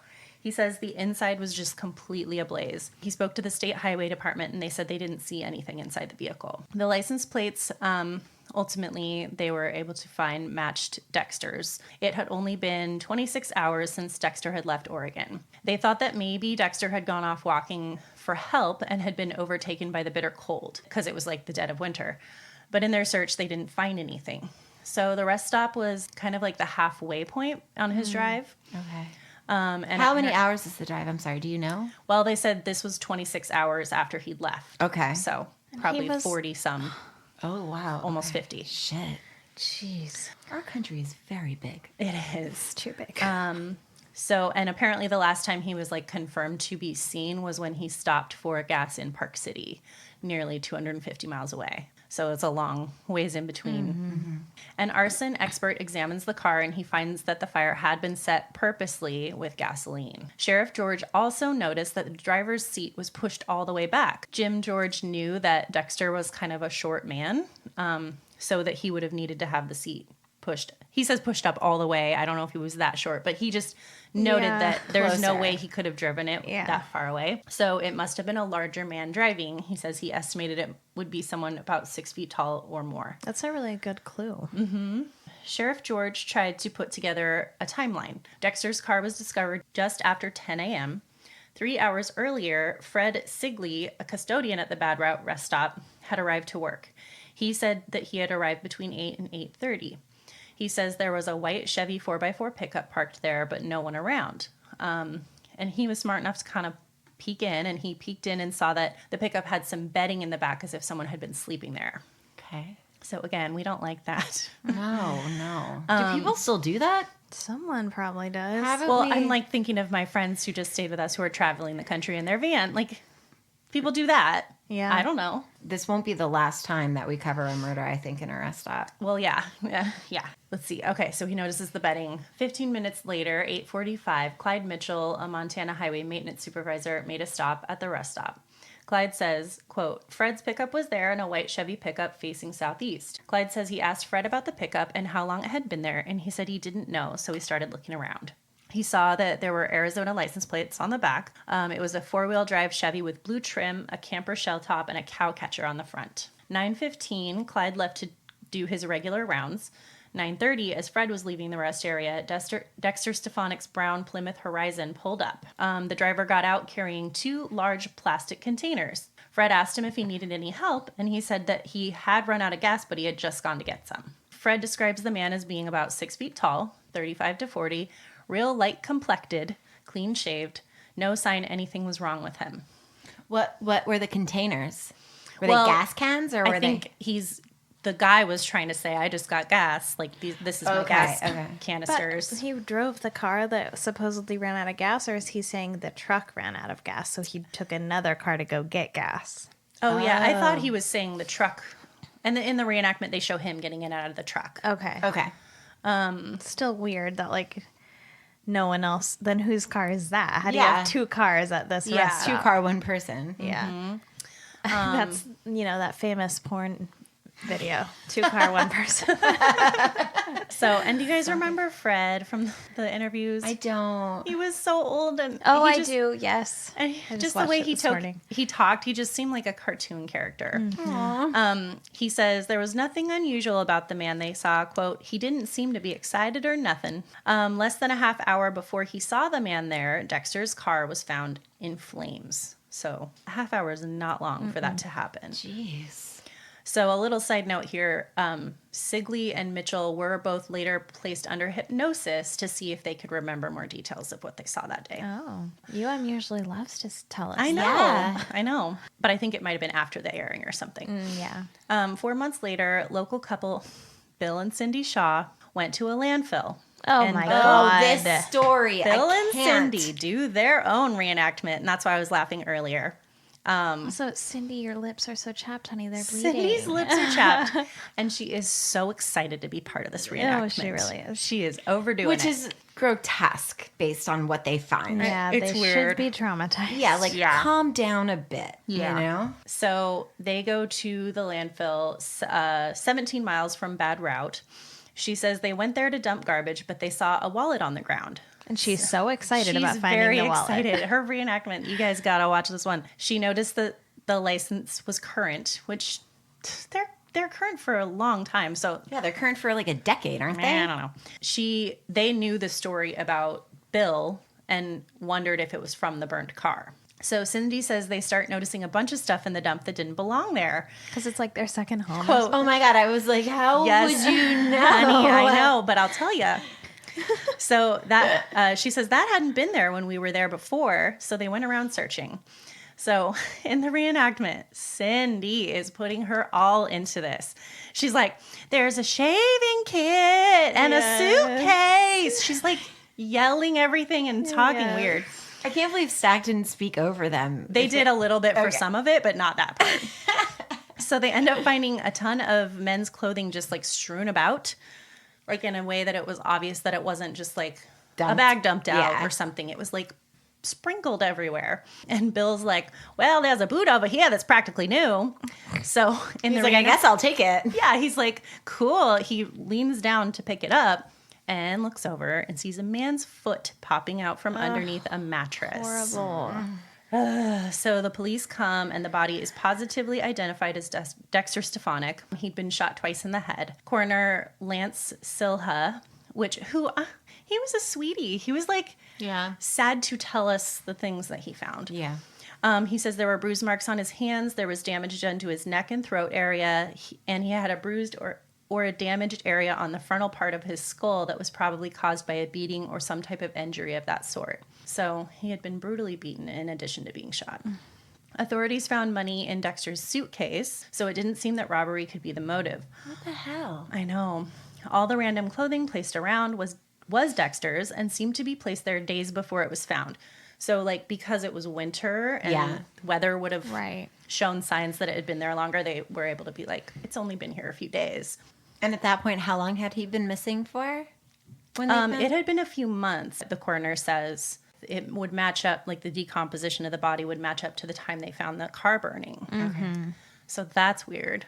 A little more detail on the scene that basically his face was basically eaten away. That's what happened. So they were not able to identify him except for dental records. Yep. There's rats in dumps. Yeah. So then it goes back to fucking Cindy again, and she's going on and on about how weird it was to find new stuff at the dump that wasn't there the last time they visited. Does this family live at the dump? Seriously. 100% asking. So Stack says that strangely it seemed like Stefonek's body had been in the landfill for several months. In the Bad Route rest area men's room, police find some graffiti. Oh, right. Which I wouldn't even call this, I mean, I guess it's graffiti, but it was literally like written in pencil in the grout lines of the tile. Tiny. Stack says it began with the words hot jock and other keywords seemed to refer to Dexter Stefonek's murder. How does hot jock refer to Dexter? So in the reenactment, they say hot jock from Wisconsin, 1185. The coroner says hot jock could be a CB handle. It referred to a shot. It had the Wisconsin. This is literally how he said it. It had the Wisconsin written in the graffiti and a date indicating November. And I said, why do they not just show the graffiti or say what it says fully? Right, it's weird. It's weird. So I get to it later what it is. I think I know what it is if it's in a rest stop bathroom. Yeah. What? It's for boning, dude. Like Got for a good time call, hot jock. Yeah. Hot jock. We'll get Come to on. it. We'll get to it Got later and the full thing. The sheriff says he thinks it was taunting or bragging to law enforcement about committing a homicide. Stack says the sheriff has attempted to reconstruct Dexter's last hours. He thinks that Dexter arrived at the Bad Route rest stop at 7 a.m. on 9/19 and his murderer was already there. Stack says Dexter was hard of hearing. So then they go into this whole reenactment. It's terrible. The sheriff thinks that the killer tried to get his attention and failed.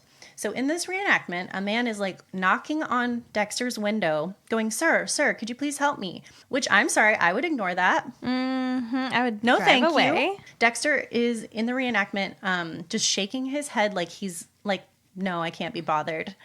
It's really weird. The guy is asking if he'll take him to town to get some gas. And again, Dexter is just shaking his head. The guy goes, what's your problem? And just whips out a gun, points it in his window, and demands he gets out of the car. That's terrible. So I think this is a totally wacko theory. I can't even believe they put it in, they did an enactment. I'm not even going to say reenactment of it because it's a made up thing. Yeah, that's true. So they weird. do that a lot, though. I mean, I guess, but that was a bizarre one. So Stack says authorities are convinced that the man abducted Dexter, killed him later, and then hid his body in the landfill. Sheriff George thinks the murderer then returned, doused the car in gasoline, and set it on fire, both to destroy evidence and distract officials so he'd have time to escape. They then have like their bigger burn budget part 3 moment because they show the car just like totally engulfed in flames. Stack says only 2 clues exist, the description of the suspect's vehicle and the sketchy description of the suspect himself. So Dexter had been in the dump for a while, and the clothes were only a couple days there. The guy held on to his stuff and then dumped it That's later. what some people think. And why would you dump it in the same place? You might as well not, because when someone finds the body, they're going to find his stuff. You might as well have it in 2 different locations in case there are clues on the clothes or whatever. And it's very odd. Very there's odd choice. they didn't steal anything. So they just fucking murdered this guy for no reason? Like, that doesn't make any sense. It doesn't. Robin makes a good point. A ton of UM segments were based on people being found dead at rest stops. Yes. So I mean, let's I don't stop know about stopping at rest stops. Yeah. Stop the stopping. Yeah. Pee drive is what we should call it. Or just a pee Yes. and then a You drive. can get out for a quick pee, Don't but rest. nothing more than that. No Yeah, rest. and don't go into a bathroom by yourself at a rest stop no. either. It's just a This pee is our stop. advice to you, the listener. Pee stop. Robin says that out of all of the UM rest stop cases, this one seems to be the most baffling. I am sorry to tell you that this case is still unsolved. No. Of course it is. It's totally bizarre and random. Yeah. So we can discuss the theories as we do and visit our friends from unsolved.com, fandom.com, and Reddit message boards. I love those guys. Under hypnosis, this is just something, this isn't from a message board, but under hypnosis, Clyde Mitchell told investigators that the first 3 numbers of the killer's license plate were 147, which I don't know how we feel about hypnosis, but Arizona DMV records turned up 270 pickups that started their license plates with that number. However, they were unable to determine if any of them were him. The case is still being investigated, and there are a few leads. Investigators later released the full message written at the rest stop. So it said, hot jock shot wad from Wisconsin, 1185, Saturday the 3rd. That's why they didn't put the whole thing in. Is it? Because maybe they didn't put it in because that was like raunchy or whatever. But then they go on multiple times in the UM segment to say that shot was referring to someone being shot. Maybe Shot. they honestly did I not know do not that think they what knew. shooting your wad was. I do not think they knew, and that is mind-blowing. But also, I don't know. I just couldn't believe. Why How didn't they include it embarrassing then? for them. It seems obvious that they didn't know what it meant, but then why not include Why it? wouldn't they be like, can you believe he said shot? And why would wad? you- He must have killed someone. And why would you then put all of your viewers on this? Let me try to figure out what this message means if you're not giving the entire fucking message. Totally. Oh my gosh. Clearly they're saying shot wad like come. I hate to say it, but it's obvious, right? Yeah. Yes. People on the message boards go wild with this information. So there's a ton of theories about how historically, especially back then, a lot of people would go to rural rest stops for gay hookups. That's what I was thinking. So people are theorizing all about this all over the message boards because of the message on the bathroom wall. I personally think that this random pencil graffiti has absolutely nothing to do with Dexter. I agree. I do not think it's related.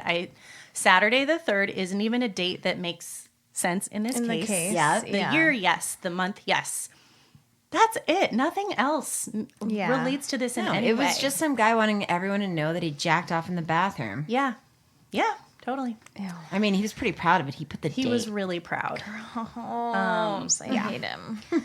So going into some theories from the message boards, a user named Jay of just June of this year said, I think there is an Arizona connection between the case of the murder of Dexter Stefonek and a couple of separate murders that happened in the late 90s and early aughts off I-17 going towards Prescott. All the people involved were shot either in the head or torso near rest stops. The killer of Dexter Stefonek had a truck with Arizona license plates. I can't help but think these are all committed by the same individual. Another one from 2017 from an anonymous writer said, Robert Glenn West, serving 2 life sentences for 2 murders and robberies in Canada and suspected of 2 murders plus an attempted murder and robbery in a rest stop in Blind River, Ontario, fits the description of this murder. Same victimology, physical description, was a cop in Toronto and could have written a date like that. Could be a shot in the dark, but read the stories. There are quite a few similarities. And then this was an earlier one, just a couple months earlier than that. Hi, I'm from Canada. There was a guy named Ronald West. The first person said Robert West, who is currently serving for murders 1970 Toronto and robberies 1995 Sault Ste. Marie, just over the border from upper Michigan / Wisconsin. Seems unrelated, right? Here's the thing. He's also suspected of killing an elderly woman and wounding her husband in a rest stop in Blind River in 1991. During his 1970 murders, he was a cop in the Toronto police force. The wounded husband describes the man as 5'10" and that he was a cop. Husband escaped when some unfortunate soul intervened tragically, being shot. West was arrested for murders 1970 and robbery, but never for the rest stop killings, serving life sentences. I've driven from Wisconsin to Ontario. It's an easy cruise. Just thought that these could be related. The ruse is effective, possibly quite effective for the elderly. The distance is not insane. Height could match 5'10" versus 6 foot. Age matches, victimology matches. The way the graffiti was left is strange way to date something, but maybe normal for a 70s Toronto cop. It's a shot in the dark, but who knows? Some other users all commented, like, do we know if everyone in Dexter's family was cleared as suspects? It's kind of weird because in the segment, like, his son only speaks at the beginning, right? Does he even speak at the end? I don't think so. It's like all the investigators. Yeah. Once he leaves his house in the reenactment, which is kind of interesting. Not that he did anything to him, but it's just kind of weird. Yeah. It's like not as personal as some of the segments are. Yeah. This was a comment from a user named Family. This is a story about my great-grandpa. He was extremely religious to the point where even if he was gay, he wouldn't have acted on it. I understand this is an interesting story to tell your friends and make fun of stupid people, but it's been 30 years and my grandpa still won't talk about his father at all because of how painful this was for him. Please don't be jerks. Oh, well, so his grandpa is the son that was in. Yeah. Wow. Yeah.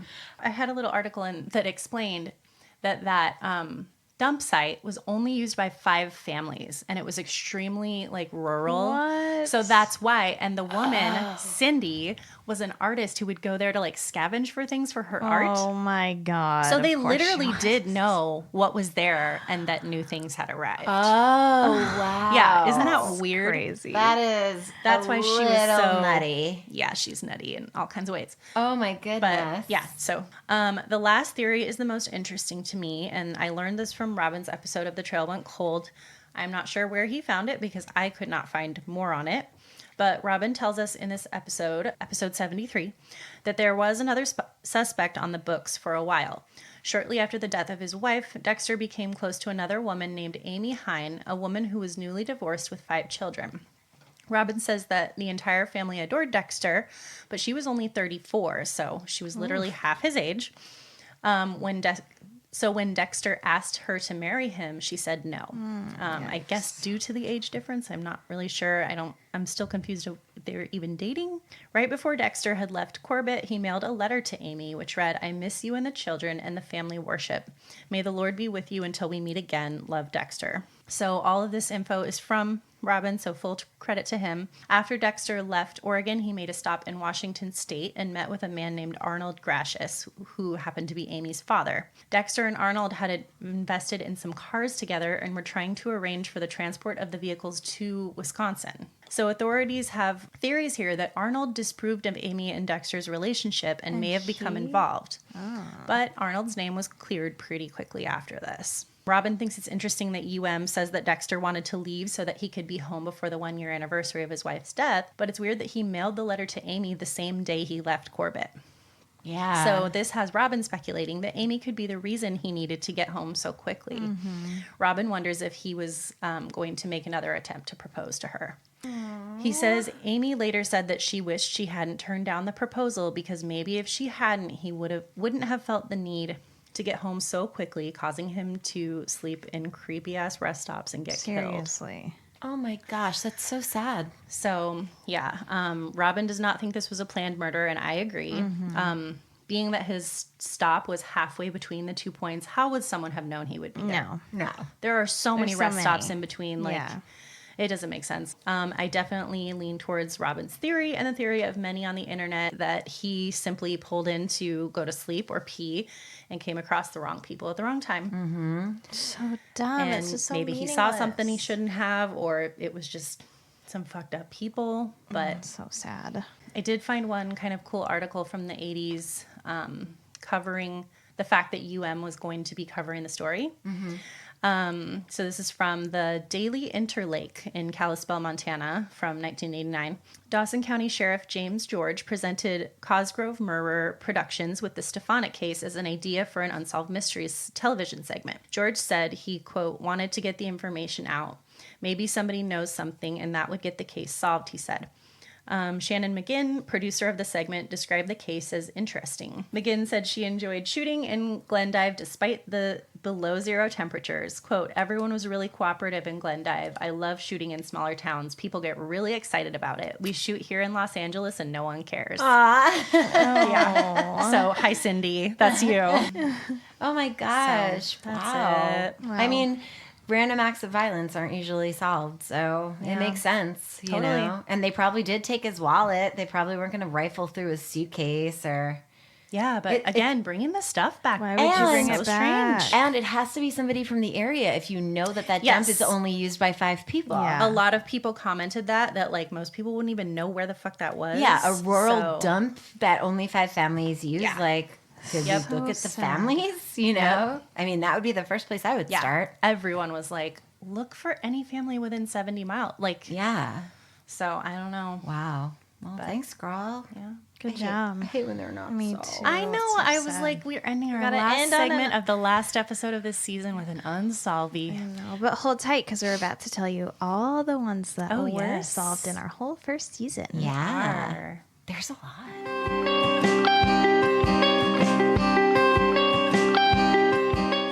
So now we are going to recap our season by telling you which cases were solved by UM or with the help of UM. Yeah.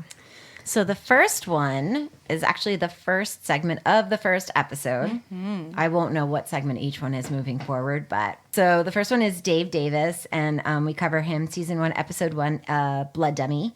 And he was captured. He had run off to American Samoa and gotten remarried. He was working for a small commercial airline, and UM ran the segment, and it was the rerun where the person in Hawaii knew Dave and right. called. Yeah. Yes. And then the other one, the next one is also from Blood Dummy. George Marsh, who was a lost heir. And when UM showed it, there was this is one of the best ones, I think. They showed a picture of George's niece, Eleanor Toller, like her senior picture. And she was watching it and was like, that's me. That's so but cool. But she's an old woman when she's watching it. Imagine. So, and her father was still alive, who was George's brother. So she was able to tell him, and they were able to get their money, honey. And then, so the next one was from our second episode, Circumstantive Evidence. All they got is circumstantive evidence. And it's Jerry Strickland and Missy Monday, and Jerry Strickland's actually the one who said circumstantive. Within minutes of the broadcast, 20 viewers called the police to report that Missy and Jerry were living in Moses Lake, Washington. They were responsible and wanted for killing a man named Elmer DeBoer. That was the one where they were watching the broadcast. Oh, right. While it aired God about damn. them. That's crazy. Yeah. And then my next one, solved by UM, we covered in episode 3 called Classy Lady, about Louis Carlucci. Well, he was a terrible conman who took money from women, and one of the women they featured, he had locked her in a bathroom. Oh, he's so abusive. It was terrible, but he was captured living in Nashville, Tennessee, when viewers recognized him as a local restaurant owner. And he was arrested at his home on May 19th, 1988, the day after the broadcast. Nice. Goodbye. Diane Broadbeck and John Yount from episode 3, Classy Lady. Diane Broadbeck and John Yount were found living in Boise, Idaho under assumed names after 2 viewers recognized Diane. Diane had been using the name Kathy Kerman and had been working as a bank manager. Oh, yeah. That's the one where she befriends a prison guy? Yep. Yeah. Yeah, so basically Diane broke John out of jail, and the family didn't know if she had been kidnapped or not, but it was pretty obvious. Because she was a church God-fearing woman. She was a God-fearing woman. So they were arrested. Diane was sentenced to 2 years, and Yount was in jail for a while. He committed suicide, I think, in jail. So the next one is from episode 4, Shaft Alley. And it's Roxanne Woodson, Kathy Clowers, and Joe Shepard. Joe Shepard murdered Roxanne Woodson, and then it was later found that he had murdered a woman named Kathy Clowers. The segment features Roxanne's story, but Kathy's story is just as important. He was actually convicted of the second-degree murder of Clowers. And then after an appeal, it was lowered to involuntary manslaughter. And he was convicted of the first-degree murder of Woodson and sentenced to death. So the sentence was later commuted to life. And he died in prison of natural causes in August 2010. Goodbye, Joe Shepard, you garbage person. Goodbye. I have the next one also from episode 4, Shaft Alley, Gail Delano. Or Delano. How did we decide? I think we said Delano before, but... I don't remember how they say it. She was missing, and she had 2 sons, and they were looking for her. And sadly, she was found to have died by suicide in Mobile, Alabama, in a hotel. This one was super interesting. They had found a woman who had died by suicide, and the forensic administrator then a few days later was watching the broadcast and noticed similarities between Gail and the woman that had been found. I forgot that's that. pretty crazy. Yeah, and so then forensic tests confirmed her identity. Wow. So that was a sad one. And just very different from how the other ones Yeah. usually come about. Truly. Like, thankfully he was watching, I because know. maybe she wouldn't have been identified. Yeah. The next one is from episode 8, Pile of Floppies. It's Stephen Cox. That forehead, honey. Oh, no. On the night of the broadcast, viewers told authorities that Cox was living in Boise, Idaho under the alias Robert Bradley Davis. By the next day, when they went to arrest him, he had left the area. And then a couple days later, a woman who owned a hotel was cleaning the hotel room. A nosy Nelly. And she was a little bit of a nosy, and she went digging through the trash because she found a piece of paper that she thought looked interesting, and it turned out to be some sort of letter about him admitting what he had done or something like that. So she called UM, and she was super excited about it, and they interviewed her, and it was great. And they captured him, and he was sentenced to 20 years in prison. What did he do again? He was a fraudie. He just stole a bunch of fucking money. Riflers forever. Him and Eugene. Remember that guy, Eugene? He was like a bit of a weasel. Okay, so my next one is in episode 9, Bigger Blood Budget, and it's about John Nellis, who's looking for his father, Melvin, and also his son, Daniel. And it was a lost loves because John Nellis was born in China, where his father, Melvin, was stationed in the mid-1940s. And then his father had to leave and basically get stationed somewhere else. Yeah. So, and then shortly after the broadcast, one of John's relatives in Ohio contacted him and told him that Melvin was also alive and well, retired and living in Tokyo, Japan. John soon spoke to him on the phone for the first time in 40 years. And then he also had a son, Daniel, who he was reunited with, and they show that at the airport, which is super sweet. Yeah, so. it's awesome. Okay, my next one. Oh, you have a lot. Yeah. Episode 12, Allegedly. This was another Lost Loves about Philip Pelletier. That was a good one, too. Yeah, he helped a family, the Dentes, who were refugees basically from World War II. He helped the daughter, and they had a wonderful time together. And then for 43 years, they didn't see each other. And through the show, the Dentes were able to find him and thank him. And that was so sweet. They looked at pictures of 1945 war memories together and happy times, and of course, very traumatic times too. So that was a good one.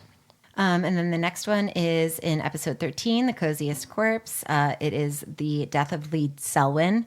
In March 1993, Lee's case was re-aired. As a result of the re-airing, an anonymous tipster contacted the telecenter, and she identified Lee's killer as Franklin LeGrand Perkins. She said that she remembered a story her ex-boyfriend had told her of Perkins boasting about how he had killed a biker in Los Angeles. And he was convicted of first-degree murder and sentenced to life in prison, and he's still in prison. Just to interject, there were more solved cases. These are just the ones that were solved by UM. Yes. Episode 13 was a good one for solvies. Also solved Arthur Frankfurt, who was a fraudie who was taking advantage of elderly women. The first viewer that called was his ex-brother-in-law. And Oh, right. he called with a tip that he knew Frankfurt would perform magic tricks, which is a detail that was not released to the public, so they knew he was valid. Wow. And then a second caller said he was her neighbor in Whitley City, Kentucky, and using a different name. And then from episode 15, Who's the Psychic Now? The Orphan Train. And one of the Orphan Train stories was about Sylvia Wemhoff and Joseph Volk. Sylvia was looking for her brother, Joseph, and so Joseph's stepdaughter was watching the broadcast and realized that his mother's name was the same as Sylvia's mother's. So a few weeks after the broadcast, they were reunited at Joseph's home, which they show an updated. So cute. The cutest pair of noses you ever saw. The nicest. So the next one is from episode 16, literally Cutthroat, and it is the Purrington siblings. So this was solved. got a lot of tips about where Jackie Purrington was. It was a group of children who had been adopted out and split up, and they were looking to find each other. And they had all found each other except for one remaining sibling named Jackie. A lot of tips had come in, but the main thing that happened was that a historian learned of the case through and started working with Bill Purrington to help him find his sister Jackie. And then through a totally freak circumstance, Jackie ended up in the hometown and someone recognized her and said, "Oh, that's right. I think you might want to go talk to this person because you have a bunch of people looking for you. I saw an episode of Unsolved Mysteries." That was another really roundabout one. Yep. So in 2000, she was reunited with her long-lost siblings, Betty, Mary, Wanda, Shirley, and Ed. That's crazy. So cute. Mm-hmm. And then the next one is from episode 18, Foresquin. Michael Wade Mohan. That will never not be funny. Michael Wade Mohan was captured. He and his wife Sharon were arrested in Mobile, Alabama shortly after the broadcast. A viewer recognized Michael as a man who had recently painted their house. On July 17th, 1989, he was returned to a California prison. He was sentenced to 16 years in prison for assault and armed robbery. And they both served their time and have since been released and I think are living in Arizona or Texas. Next one's Charles Moulet, True Nightmare. We hate him so much. Gross. Episode 20, Neckerchief and Nips. But he was captured. It took a little while, but the show was actually rerun. And viewers told the FBI that Moulet was living in Ocala, Florida, under an assumed name. But he left the area once he heard that maybe people were looking for him and was